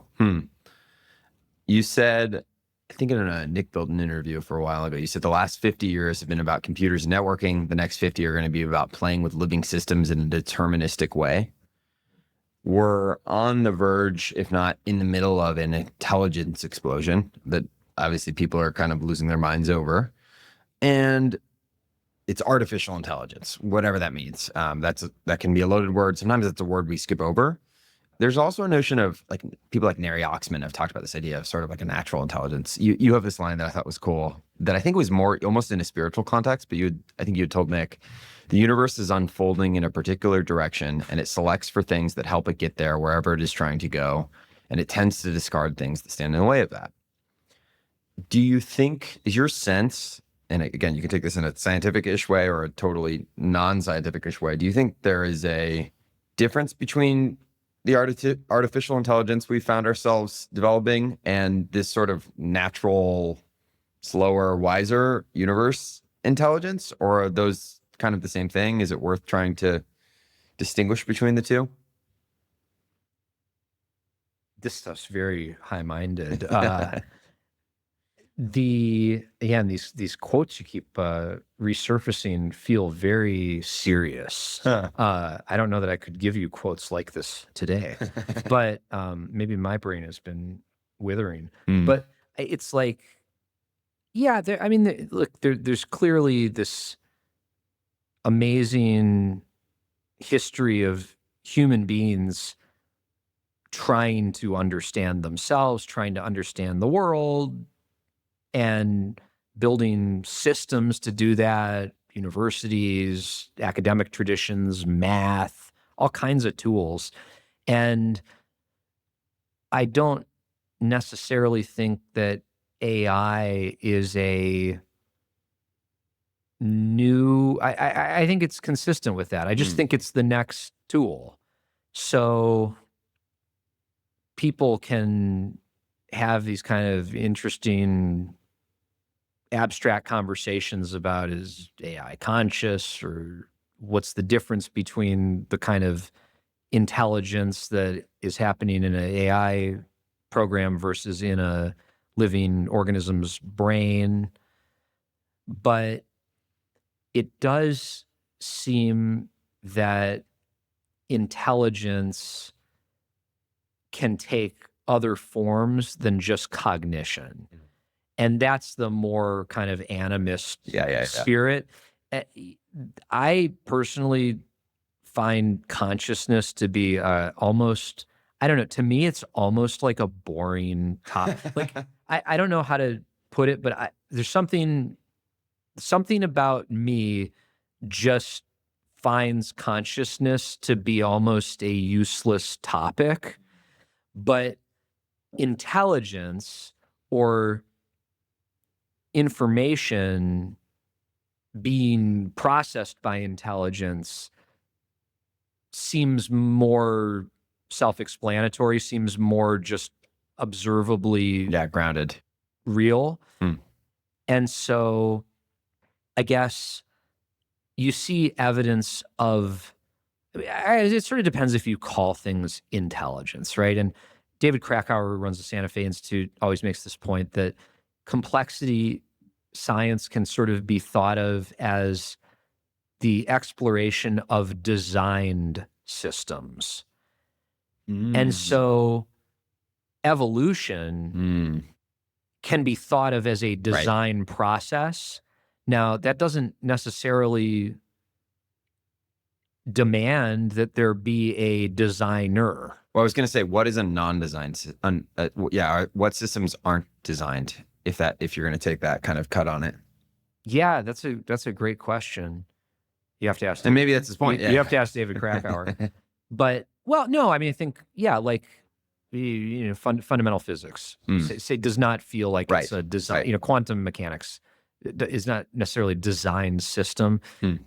Then something like evolution, it's clearly a process taking place where genetic entities, genomes, are being throughout time crafted. Yes. Now, there's almost is a will or something. There's, I don't know what it is, but there is a process happening, and that process is throughout time manipulating information and leading to new organizations of information, new structures. So, yeah, I don't know. There's something about that I don't forget where we started. I'll not just one step down or slightly closer to reality, although still a little heady on this topic, and then we can move on. But I'm out of my depth here. Yeah, I think we all are. There's a notion that I think is adjacent to medicine, but it applies to kind of all technology, which is like there's the sort of like hyper progress view, which is just we should keep innovating, and then there's a view that says like actually there's like stuff in the natural world that's lindy and it shouldn't be tampered with. There's a part in the intro to The Beginning of Infinity by David Deutsch where he talks about like the myth of spaceship Earth and how it's actually like you're better off believing like literally the opposite of that. And as much as the Earth is great, like it's actually like 99% of species die and the replacement rate's barely above 1. If he was writing this from Oxford, England 1,000 years ago, he would quickly die. And so in some sense, like Earth has been shaped by life. You could take this as far as you want, but like one place I can see this applying in the not so distant future is like, what does it mean to be human? To what degree are we going to change ourselves with technology? Some of this is ethical. Some of this is sort of practical. Does it feel like these types of things are relevant in the work you're doing today, or are these like a little bit further out around? I don't know. I think of something like stem cells, and there was back to the timing stuff. Like there was a blip there that everyone got really riled up about. We've seen stuff like Neuralink. We've seen blips here and there. It feels like this type of framework is going to quickly like enter the zeitgeist in a way that's a little bit more relevant of like what myth of progress and technology do you believe? Maybe I'm reaching, but it feels like, it feels like that could be something that we actually have to face a lot more clearly soon. Yeah, we could. Yeah, but then I'm not sure it matters. Like I think there's a real fixation on the sort of sci-fi, big, exciting, high concept transformation of everything. And I just try to stay more grounded and focused on fixing real problems for real people and people who are alive today and suffering, as opposed to whatever happens next. So I don't know how fast this stuff is arriving. I mean, you could take CRISPR, which we talked about before, and it's like, yeah, I mean, that may end up being the technology that we use for Gattaca, and we'll probably be editing embryos at some point not too far from now, and that could be interesting. And it could, the first thing we'll probably do with that is prevent heritable diseases. So great, like incremental notch up the like ladder. I would love to see that. That's great. I mean, I don't want people born with these like congenital illnesses that ruin their lives. Yeah, 99% of people are going to tolerate that. 100%. So I just think always better to focus on the useful and obviously great possibilities of the new technology, and let's run at those and make them happen. And then sure, we need mechanisms to worry about all the risks and all the crazy stuff, but I just don't. I mean, we're not going to stop. It just seems obvious that we're not going to stop. So there's this, in a way, it's a bit of a performative move that people make to just, you sound smart by sounding the alarm on things and being hysterical and worrying. And at least to me, it's just not interesting to have that attitude. And meanwhile, I think what I always find a little bit disingenuous about those super critical voices is these people tend to have very little to say about the disasters that we've already wrought upon the actual Earth today and upon people today. I never hear these people who are worried about runaway AI talking about how we, help people in Bangladesh, or how we stop killing, hundreds of millions of animals every year for no reason. Right. So I think it's almost a cop-out to play in theory land. I think it's more of a pose than it is, and it's a way of sort of having cred in a particular community where everyone likes to outdo each other by showing how futuristic and crazy they are. A couple of questions about sort of like art and creativity, and maybe starting on closer to the AI front. There's an old interview that I think is incredibly prescient, where you're talking about computers, and this is, I think, right as Time Machine is coming out. You say, one of the big challenges I've thought about in making this record is that the role of computers has become so inescapable, and computers offer so many possibilities for creativity, but they also make you lazy. They make it so convenient to do things in a certain way that almost everybody goes for that default position. I feel like we're going through this transition where everyone's trying to figure out what the machines and computers are good at and what the appropriate balance of responsibilities is between the human and the machine. With my music, I'm trying to think carefully where they can each fulfill their strong suit. Fast forward 10 years, you can press a button and generate, if not a song, like something close to a song, and if not a film, at least a really incredible Ghibli image. there's a theme here that like you were sensing even then that like AI allows, or computers allow us to skip over the details. When you build something by hand, you have to get really up close with all the details. And it reminded me of something else I heard you talking about, which was this interaction where I think you were with Pharrell and you guys met Herbie Hancock. And Pharrell, you described Pharrell as this very like kind of like theoretical musician who had historically kind of like avoided getting too technical. And his fear was that it would maybe cause him to miss some of the forest through the trees or whatever. And Herbie told him, your words, at least in recall, it's just going to give you more colors. It doesn't cost you anything. It gives you more things you can say with those ideas you've got. And I realize I'm connecting a few things here, but I'm curious how you relate to this idea of adding more texture or rigor or resolution, whether it be in the narrow of kind of the work you do in investing or more broadly in creativity in life. Yeah, that comment Herbie Hancock had really goes back to the first topic we talked about, which is this depth, versus breadth kind of thing, because that technical depth in music really does unlock your expressive capabilities. And I think the new possibilities that the automated music making bring to the table are that they obviously let people start to express themselves and get a taste of it with a very low price of admission. Right. And so they're really cool and they're empowering in that way. But the greatest artists are going to still be the ones who have an ability to be very granular. And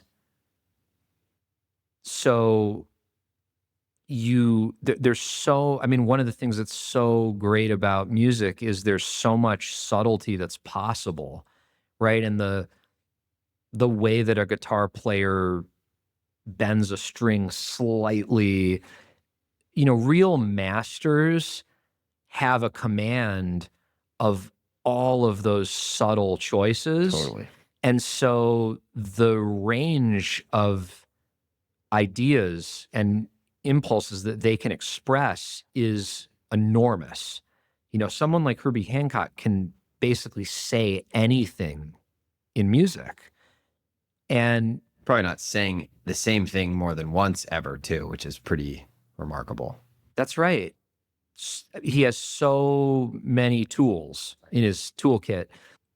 I think there's that spectrum among creators, which is basically how vast are your powers. And the point I'm making is that having Suno to, be able to generate songs for you is really cool, but it's giving you what feel like a lot of powers. But for you to do what Herbie Hancock does, you would need to program Suno. Yeah, it's just way more horsepower without any of the other things in a car. And it's like a blunt analogy, but I mean, I play tennis, and I think about it like in tennis, like this is a common thing with any hobby. Like, of course, amateurs can often fall for the mistake, as I do, of thinking, oh, I just need a different piece of gear. Like, oh, if I just had Djokovic's racket. Yes. Right. And of course, that's like how companies sell you tennis rackets. They say, oh, the guy plays with this. And then you get the racket, and obviously you don't play like Djokovic. So, and that's clearly true with the piano. Now, but the difference is, if you gave me a piano, it's immediately obvious that I'm not Herbie Hancock. If you give me Suno. Right. This is the question. Then I think what's fascinating is, if you give me Suno, how do you know I'm not Pharrell?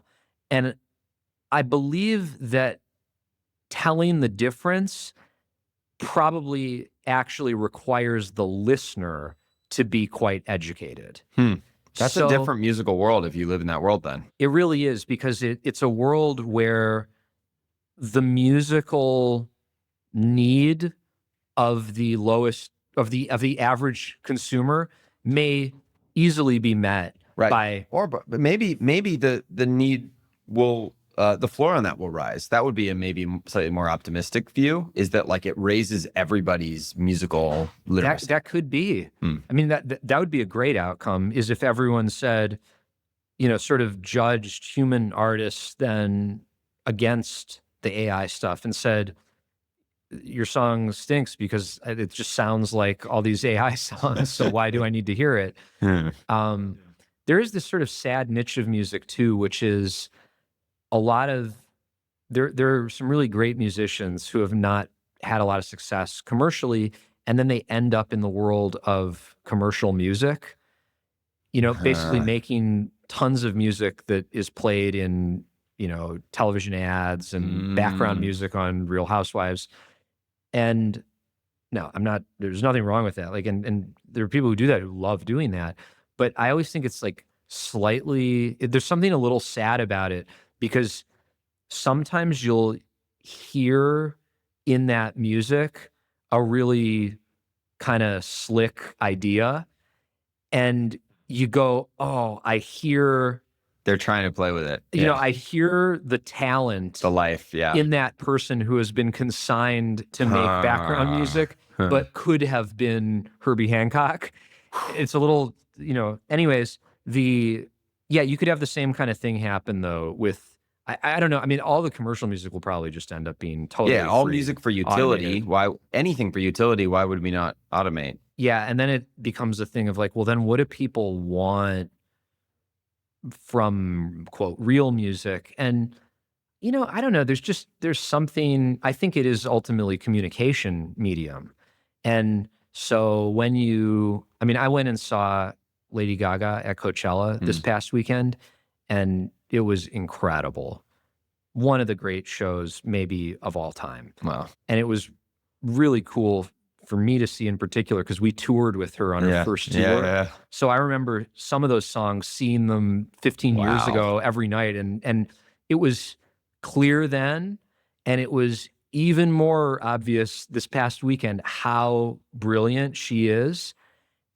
And it's not just the music, it's the dancing and the costumes and the stage presence. It's all this stuff, but we're a long way from being able to automate that. And it's hard for me to put my finger on what that is, but there aren't many of those artists, and people tend to agree on who they are. And they tend to be very popular and to sell out stadiums. And I think that will continue for a while. On the note of performance, it seems like one of the things you liked least about being a musician was touring. There's a line in some interview where you said, I usually don't perform because I don't have a great way of performing. And I think you were just talking about like in my day-to-day life now. What's your relationship to, and I'm being maybe deliberately heady here, but like what's your relationship to performance today more broadly, in the sense that you are someone who is pretty public online. Granted, it's much more Twitter than Instagram. You do writing, you're speaking. You also have some element of like fame hanging over at least your adult life. Very charitable. What is, I one, if there's any reflections on what it was about the touring part that was you didn't connect with, and two, like, how do you think about maybe your external life? I didn't like the lifestyle of being on tour. It's just very boring and really exhausting. But I think I did actually like performing, and I recently was like watching some videos of old shows, and I was thinking that was actually really fun. And what made that fun was, I think, that it was highly performative. I mean, it was a character in a way. Yeah. And I got about Lady Gaga, right? Yeah, like to be able to go on stage and kind of play this character of rock star, or at least as I imagined it, it was fun, and energizing. And so I could do that again. Like, I don't know. Part of me is kind of nostalgic about it, but then I would say in the past few years, I've been very interested in a different concept of performance. And this gets into public, I don't know, communication, performance, whatever. The first thing I'd say is, like fame is at this point a really kind of corny, I would put it this way. In the past, people used to get famous and then they'd be famous and they couldn't undo it. And now everyone is competing for attention so intensely that anyone who's famous, you can be almost certain really wants to be famous. Right. You can opt out passively almost. And because it requires so much work to be famous today and to stay famous. You have to fight for mind share relentlessly. And so on the one hand, I just, one, I'm not good at that game at the level it's being played today. And two, I don't want to do it. And I'm not even sure I'd be successful at it. But then in the limited spheres where I'm doing a podcast with you or writing something or posting on Twitter or whatever it is, my goal has almost been to like not have a character. It's like everyone has in this social media mediated system become so fixated on performing who they want everyone to think they are. And people really, you can tell they're almost designing who they're inadvertently becoming a person based on what they think. And maybe that's always been that way. I don't know if just going into the town square in the 16th but we have century. way more chances. We have way more surface area and time of our lives doing it, at least with the internet. Right. It becomes a creative act, I guess is what I'm saying. Because to the extent that everyone is effectively deciding to become a broadcast personality at all times, they are getting to choose who the character is they want to be. And you can see it in every sphere, right? You see it with the tech people. They sort of want to perform like a kind of autism to sound like Peter Thiel or Zuckerberg, or they want to, a lot of it is like we were talking about before. It's like, I want to really show everyone how fucking visionary and outlandish my ideas are. Or you want to show that like you're so orthogonal, you're going to do like defense tech because that's like badass, or like America stuff. Often those in themselves are copying an affect of some person. I'm going to be weird like you, or I'm going to be an asshole like Steve Jobs. 100%. And so what's interesting to me is to try and have no semiotics. I'm very interested in that idea. I'm interested in artists who do that too. Like, can you dress in a way, for example, that says nothing clear, where it's like sort of, could you dress nicely, but not in a way that signals explicitly membership in any particular tribe? Well, this reminds me a little bit of when sometime in the early 2010s, authenticity itself became an aesthetic. When that really broke all the rules, because then it's like, oh wait, what is? But yeah, it's like, what's the vanilla ice cream? And even vanilla is maybe an imperfect metaphor, but or how do you just writing essays is kind of fun because it's sort of as close as you can get to just like direct ideas. Yeah. Just like plug into my brain. Right. Here's what I'm thinking. Right. And I don't know, I kind of like that. And I like Substack quite a bit because you do have a kind of renaissance of like really smart people on there writing more stuff than I can read. And I'm sure I've only discovered like a small fraction of them. But even that, it's like, wow, like, back to browsing the internet, like the internet's so big and there's so many people and they're so talented. Like they're so smart. There's so many smart people on the internet. And I don't even know how many smart people there are in China or India or people, where they're writing on the internet and I can't read it.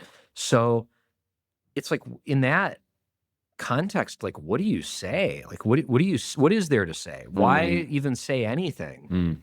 Is there anything that's not already being said?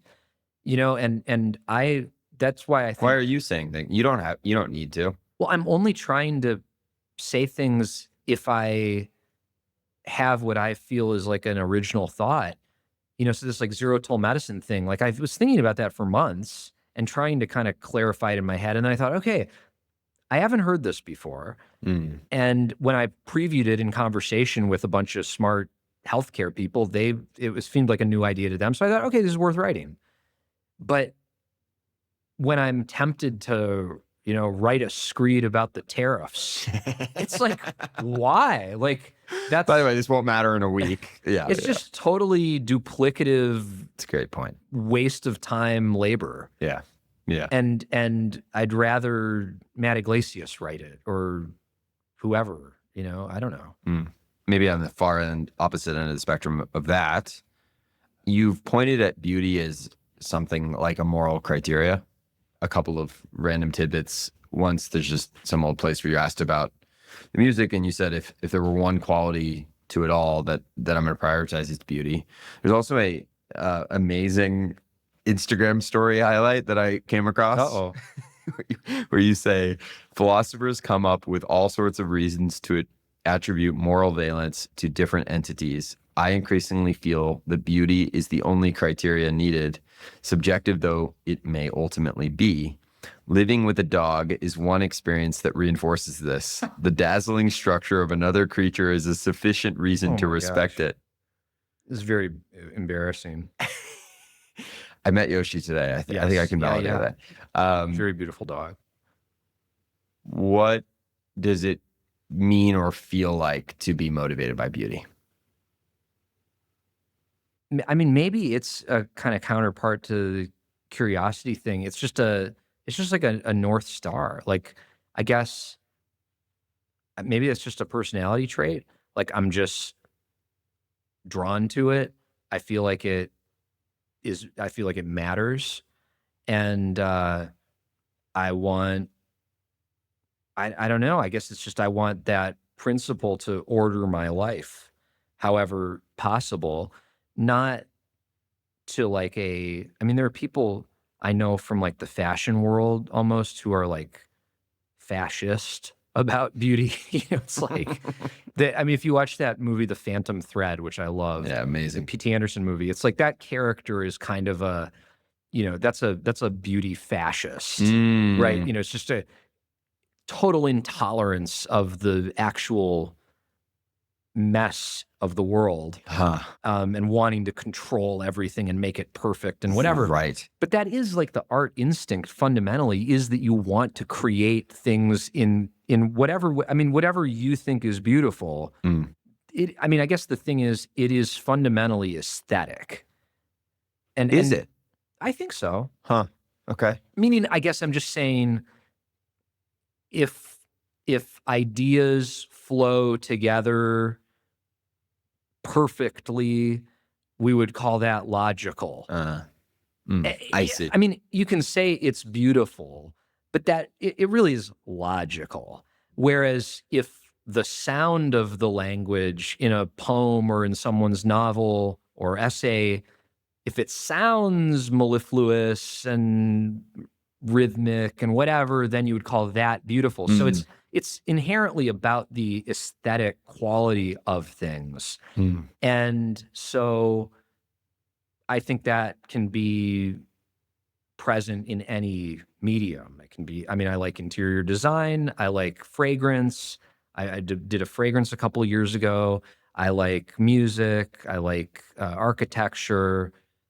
I'm for whatever reason, I'm less drawn to painting and like, 2D visual art, maybe. I don't know exactly why. I try to get into it, but poetry, I'm not like the biggest fan of. But I don't know. Basically, across all these things, you can find a lot of beauty, and that's what, in a way, everyone's kind of chasing. And then there's the critique.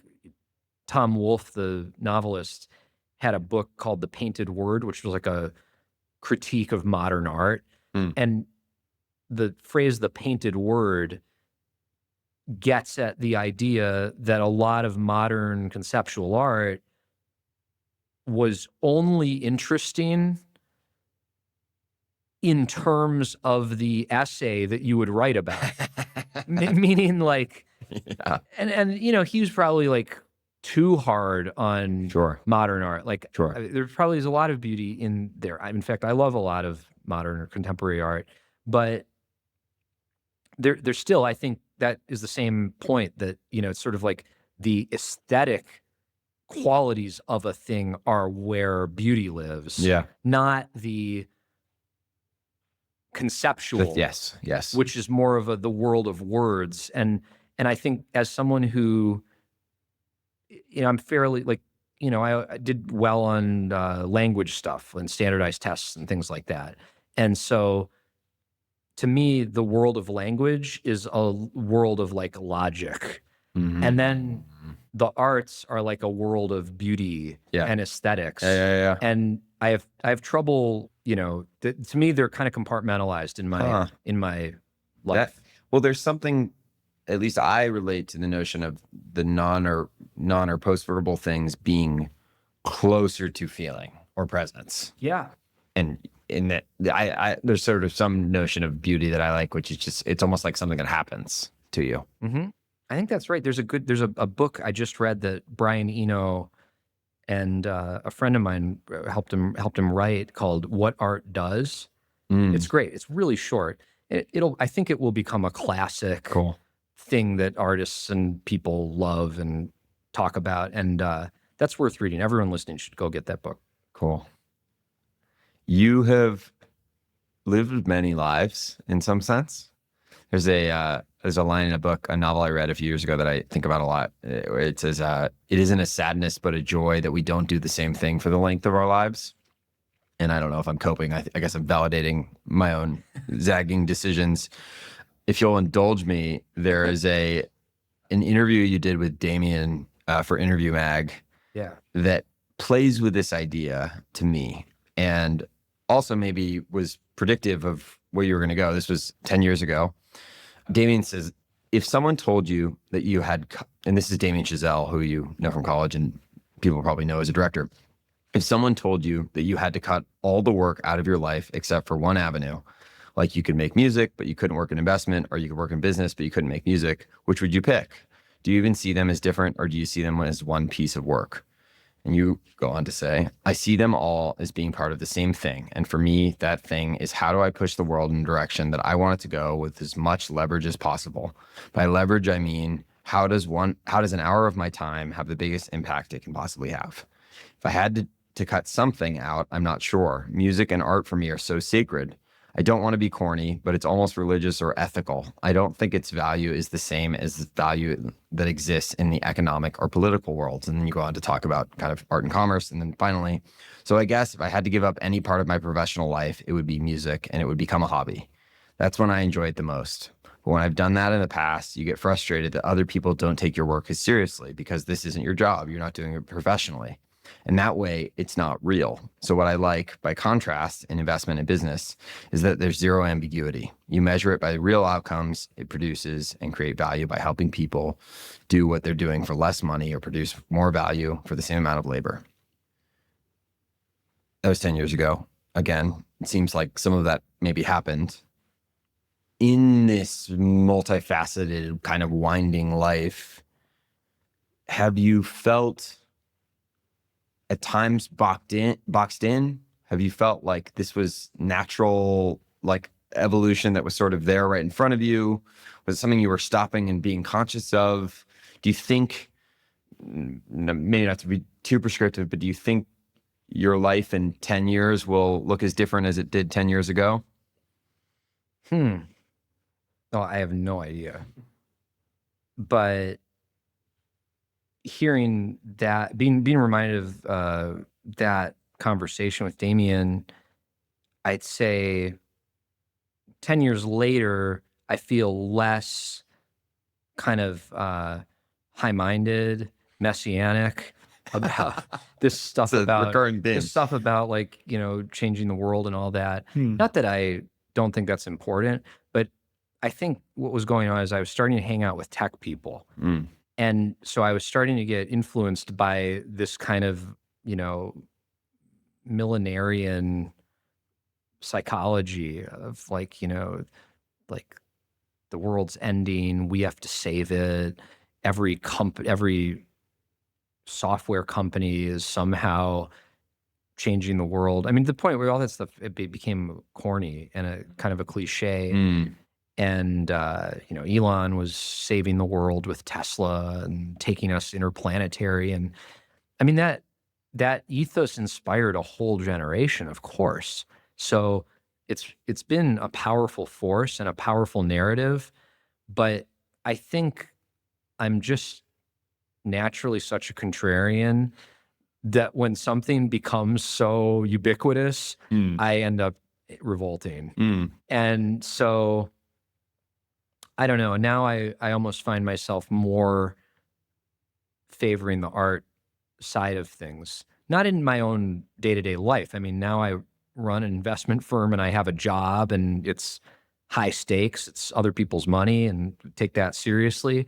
But if I have to think about where the world's gone and where I think the energy needs to be kind of corrected, it seems that art and artists have become super uncool in a very tragic way, where you'd like go to stuff in LA and it would just be all of these like musicians kissing ass to some billionaire.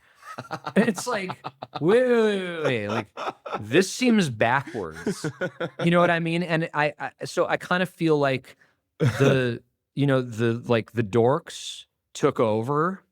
Or maybe they're just copying your playbook. I don't know. The musicians all saw the dorks really took over.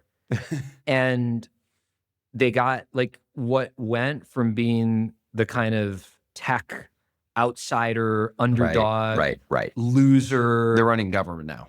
They're running everything now. Yeah. So I don't know, just the way things should work is there should be we're due for a backlash of bohemian cool. I think that's probably coming. I hope it's coming because I'm so tired of just the same. I'm just so tired of like the culture that is defined by podcasts, where nerds argue about whether AI is going to take over civilization and like frustrate us becoming a spacefaring species. And I don't even like, the problem is it has like no vibe. It has no aesthetic. It has no edge, like the edgelord isn't edgy. The edgelord is just an asshole. The edgelord is just racist. There's nothing charming about it. And so, I don't know, I've kind of been going back and talking to a lot of my friends, be it actors, musicians, whatever, and just saying like, guys, look, like, I got a foot in each of these worlds right now. Yeah. I think you need to step your game up and revolt. And you need to stop inviting the nerds to the party. You got to get more these artists on podcasts. They got to get on, or something else. Yeah. It's probably not podcasts. I mean, I think your podcast should remain. But I was like, I don't know if I'm laughing with you or at myself. No. We could do with far fewer podcasts. But then I wonder, like, is the podcast just a stepping stone to every conversation being recorded? Probably. Always? Well, the AIs are just they're gonna just, you don't need to listen to this whole conversation we've had. You just need like a tweet summary with 7 bullet points. Right. Yeah. Right. Hopefully somebody will do that for this interview, by the way. But that then, that becomes then the goal is like a good podcast would be one that can't be summarized. And, like the ideas are too deep for the AI to I'm trying my do best. them justice. Man, I think me too. There's a question that I love, which is, there's the classic question of what would you do with $1 billion, which I think is actually kind of a mediocre question and kind of hard to answer. My friend David Senra, who's a podcaster, has this inversion of this question. He's a famous podcast. He's you're a famous podcast.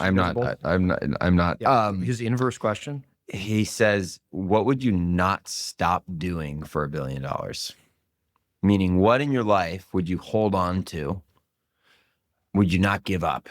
And there's probably lots of things you could say, but I'd be curious, given, again, maybe in the light of that conversation with Damien and the fact that you've done a lot of different things, you did give up professional music making. It would just be my people. You know, like, I think relationships are the only valuable thing.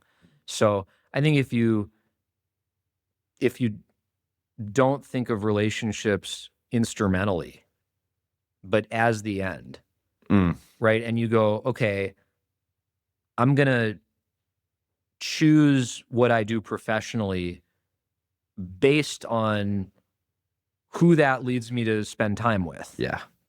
I think that's the right approach, or at least for me, that's the right approach. So yeah, I don't know. I mean, I'd be totally happy not working. I'd be happily give up work. That's the first thing I'd give up.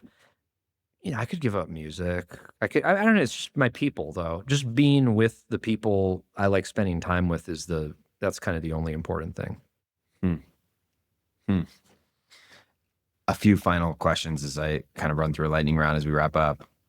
You've played with and talked about like anonymity or pseudonymity in the past, not extensively with your music, but there's an old interview you're talking with Peter about like Led Zeppelin, how it was cool that they didn't put their faces on the album. You said something along the lines of like, I do kind of regret not being around when there was that level of like magic about who was making the thing you heard. And you did make one, I think, when Glow first came out, you did it anonymously, directed by Tyler, the Creator, I might add, which was an amazing bit of trivia, really cool video. Maybe that gets back to the performance question a little bit, but I'm curious if that was ever something you considered playing with more dynamically, or even as you think about the way your ideas are delivered now. There's a whole bunch of loaded ideas that come with your name and who you are and who you've been. It seems that the internet, at least, has become way more tolerant of this type of thing in certain pockets, but I'm curious if you have any reflections on it. I go back to what I said before. I think it's so hard to stand out today and to be heard or noticed. And at this point, I don't even have a very large audience of any kind. I feel like a total civilian. So yeah, I mean, I don't know. Maybe I would get a bigger audience if I did things anonymously. I mean, I sort of thought that when I did that glowing video, I put it out anonymously. I'm sorry. No worries. Because I thought, like, the band was not that big either, but we had actually garnered a lot of hatred from like Pitchfork magazine. Like, no way. Pitchfork was like really mean about us and some of these other things. And I always resented that we didn't like get fans from a particular quarter, which at the time was kind of like the Brooklyn music obsessed kind of like aficionado crowd. Like, we got, I mean, I'm grateful to have had the opportunity to do it at all. And I got enough external validation for our music from musicians. Some pretty notable musicians I love. Really liked you guys. And it's like, what more could I want, than to have musicians who I really admire say your music's good? Because you never know. I mean, it's a completely subjective thing. Right. And so, and you always wonder, I mean, I get so insecure when I make music because then it's like, you go show it to people and sometimes you can tell they don't like it, or you can tell it just does nothing for them. And it's kind of like maybe I suck? Like, I don't know. But then the truth is there is no sucking really. It's a subjective thing. By the way, the other side of that is, I don't know, I always think of that there's that Pharrell video where he hears Maggie Rogers music the first time. And it's there's nothing quite like it's so cool. Yeah. It's so cool. And seeing her see him show her that it's great. Yeah. Now he is a master at that because he is the greatest salesman in history, but it is genuine. It's both genuine and incredibly effective. You're like, I've seen that face. Yeah. Well, because it's like he'll I mean, he can do anything. Meaning he writes the whole song, he makes all the music, he sings it. And then a lot of the songs he's produced, the artist comes into the studio and he plays them like 10 songs that he's made, and it's like they're Wow. picking. Wow. So, I mean, Wow. he is Off the shelf. selling them a song, and like, he's incredible at doing that. Crazy. Like, he really makes people feel amazing about their music and feel like they're really brilliant. And he's done that to me. So I will believe that it's totally sincere. But anyways, Anonymity. Is that what we were talking about? Yeah, it was we Sorry, I got rambled. somewhere else interesting. I rambled. You studied African American studies and got a certificate in Kikuyu, which I'm certainly pronouncing wrong, That's which right. is a That's Kenyan about right. language. And I think also maybe Cornell West was a teacher. That was a lifetime ago. What was your relationship with that? Like, why was that interesting? It was just great.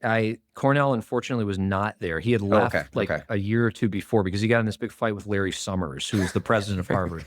And Larry Summers has been in a lot of fights. Anyways, it was a great experience. I had amazing teachers, and Henry Louis Gates is a famous professor there at Harvard. He kind of built that African American Studies department that I was in. So he was a luminary who I got to hang out with a lot, and he was awesome.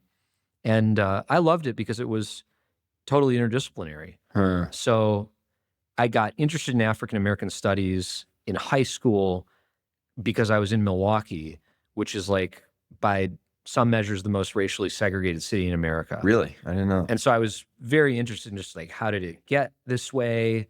And how could it be fixed? How did racial identity develop in the way that it did in America? And I also just think the story of Black people in America is kind of the best story ever. It is just, it's an unbelievable history. It's larger than life. The characters are amazing. There's tragedy, there's comedy, there's beauty, there's justice, there's obviously even more injustice, and the story's not over. And so it was just catnip for me. And it was a great department. A lot of music in that story too, which is cool. A lot of music. The best music. Speaking of, you said your favorite drummer is Elvin Jones. Yeah, he was. At least, one of them. at least was. Yeah. Selfishly, do you have a favorite jazz album, or at least a recommendation? You were a drummer.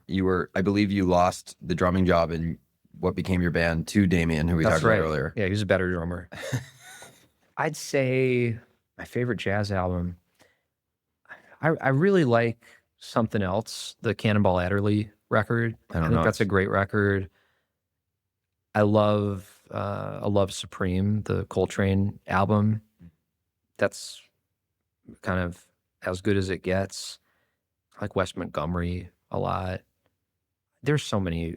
The thing about that era of jazz is it's kind of like all good. I mean, it's not all good, but it's so many of those albums are just sort of like 5 players going to Rudy Van Gelder's studio and recording 6 of their tunes.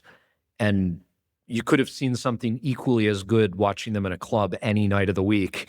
And they could have chosen to do 6 different songs and it would have been equally good. So there's a lot of quality in that. It's a tragedy that repertoire. we got the world of many podcasts being recorded and not so many of those performances being recorded. Yeah, man, that'd be cool if people were doing like tons of music recordings the way, I mean, they are though. I mean, that's the thing about Spotify. It's like, I even struggle to think about making music and putting it out because I don't know what the numbers are, but it's, hundreds of thousands of new songs being uploaded per day or something crazy like that.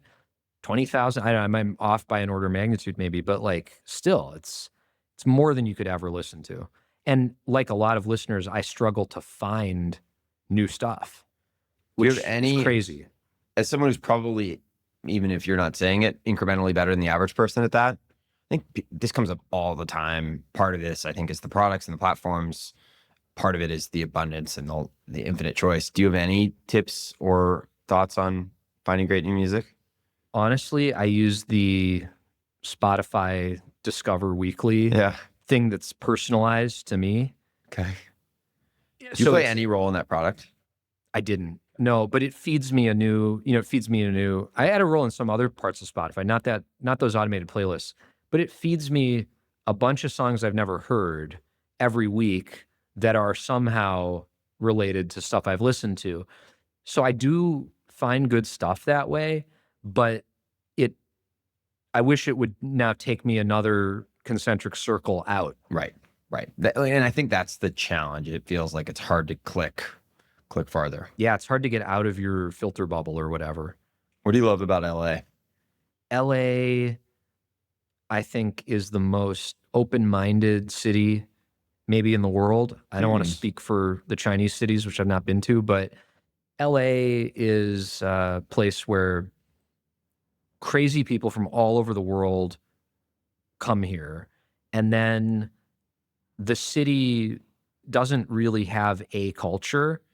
So what ends up happening is every person creates and then inhabits their own fantasy world. So on the one hand, what's not nice about LA is it's super atomized. Right. And with that, you don't really have real community. There are pockets of it, but it's hard to have community in LA. And there's this quality in LA, particularly in the, where the air is thin, where it's kind of like, if you disappeared tomorrow, no one would notice. And LA's transient. People are always, particularly in the sort of transnational global elite of people who, oh, I'm in New York this year. No, I'm in LA for the next couple of years. Right. Then I went to Austin. Then it's like, it's always in motion, which is good and bad. But one thing that's nice about it is everyone comes here. So I don't love traveling. I mean, I do it, but I don't live for it. Yeah. And living in LA, you don't need to travel that much. Because if you want to see someone, you just wait a month and they'll be in LA. Yeah, you got random podcasters showing up in your living room. 100%. There's an amazing LA essay on Patrick Hollison's website, and I'll send it to you after. You captured it, which is like he's like, it's just you and you're just alone in the parking lots. And there's no one's gonna save you. Wow. He wrote this? Patrick didn't write it. He recommended. He's got a list of places. I should remember who wrote it. My final question. I didn't mean to imply that those guys are not really smart, by the way, earlier. I mean, I think consensus, they're really smart. I don't know them. I know they like doing smart stuff. You have a young daughter. Yes. You actually talked about this on one of the interviews. You were sort of this is before you had her, about like maybe one of the challenges for you being able to impart your kids with that value of like rote skill building or practice. And yet it sort of feels like we're living in a world today, and I would have to imagine for her as an adult, where like rote skill is not that meaningful or valuable. You had one little thing which was, hey, you should just have to like sit in front of a piano for 30 minutes every day, and you don't really have to have any specific guidelines there. What values or what skills, what learning approaches, what do you think is important to teach her for a future that is very uncertain? I don't think it's about skills at all. And I think it's old school. I mean, I think all the old school stuff is still what's important. I think it's history, which is kind of the only real subject. It's history, it's values and ethics, the way to being able to think about moral questions and understand them from multiple perspectives and turn them inside out. And that kind of critical thinking, I think, that you get through philosophy. I think some sense of engineering is valuable. And as we've talked about a lot, the curiosity and the taste for beauty are important to me to impart. So, and so, going with the ethical stuff, all the social, how you treat people, what are good manners? I mean, these are the things that people are lacking, arguably. And I think people have been saying, oh, it's all going to hell. Yeah, the kids are, they've been saying that forever. But, it's always hard to see through that intergenerational fog, what's really going on. But by a lot of accounts, it does appear that this, like Gen Z in particular has really struggled with mental illness and anxiety and all kinds of stuff. So those become modern challenges that you have to try to counteract somehow. And I don't think it's, a trad lifestyle or whatever is, it's not how we're approaching it, but yeah, trying to, I don't think, trying to hold off on a phone as long as humanly possible and, try and let her live in the real world with a dose of web browsing. Yes. She needs to know how to surf. Talk about a skill. But think about that, right? Like there's a real difference between flipping through TikTok videos and surfing the web. Yeah. Like you can't surf TikTok. You know what I mean? Training wheels. It's training wheels. And it's like, just get out there on the web. Right? Don't get outside. Get out on the web. Right? Isn't that funny though? That it's like what people assumed in a previous generation was that you needed to protect these kids from like the web. Darkness. Yeah. It's like, oh, the web is so vast. There are like all these like creepy back alleys they might stumble into. But it's like, no, actually what you needed to protect them from was a completely, like a hyperbaric chamber. A monolith. That Mark Zuckerberg built for them or whatever, or that who I don't know the TikTok guy's name, Alex Yu, I guess, originally. Yeah, Alex Yu like created this hyperbaric chamber for them where like they're utterly incapable of getting outside. They've been rubber roomed. Yeah. It's right. And like that's actually what makes them go crazy. It's not being able to see everything everywhere. I agree. So I think, surfing the web, maybe we need to do like surfing the web classes. It's like, do you even need to teach like safe? Like, I remember that's curiosity, right? When we were in middle school, we were like getting the anarchist cookbook off of like, IRC. Yeah. And like, that was fun. Unless a pedophile tricked you into coming over to their house, that was harmless. So there were like, there was that, and there were like a few other things that you really didn't want. But by the way, we were using our real names. It was chill. Yeah. It was totally chill. What do you hope she says about her dad, your daughter? Just badass motherfucker. Just, The Rock ×2. Yeah, baby. DA, this was wonderful. Hey, Thank man. you. My pleasure. A lot of fun. Cool. Covered a lot of ground. We did. Hey, before I leave you, if you enjoyed the episode, please leave a rating and subscribe on Spotify, Apple, or YouTube. You can also find full transcripts on my website at jacksondahl.com/dialectic. And obviously everything's linked in the description. If you have notes, feedback, or guest ideas, you can email me at pod@jacksondahl.com. See you next time.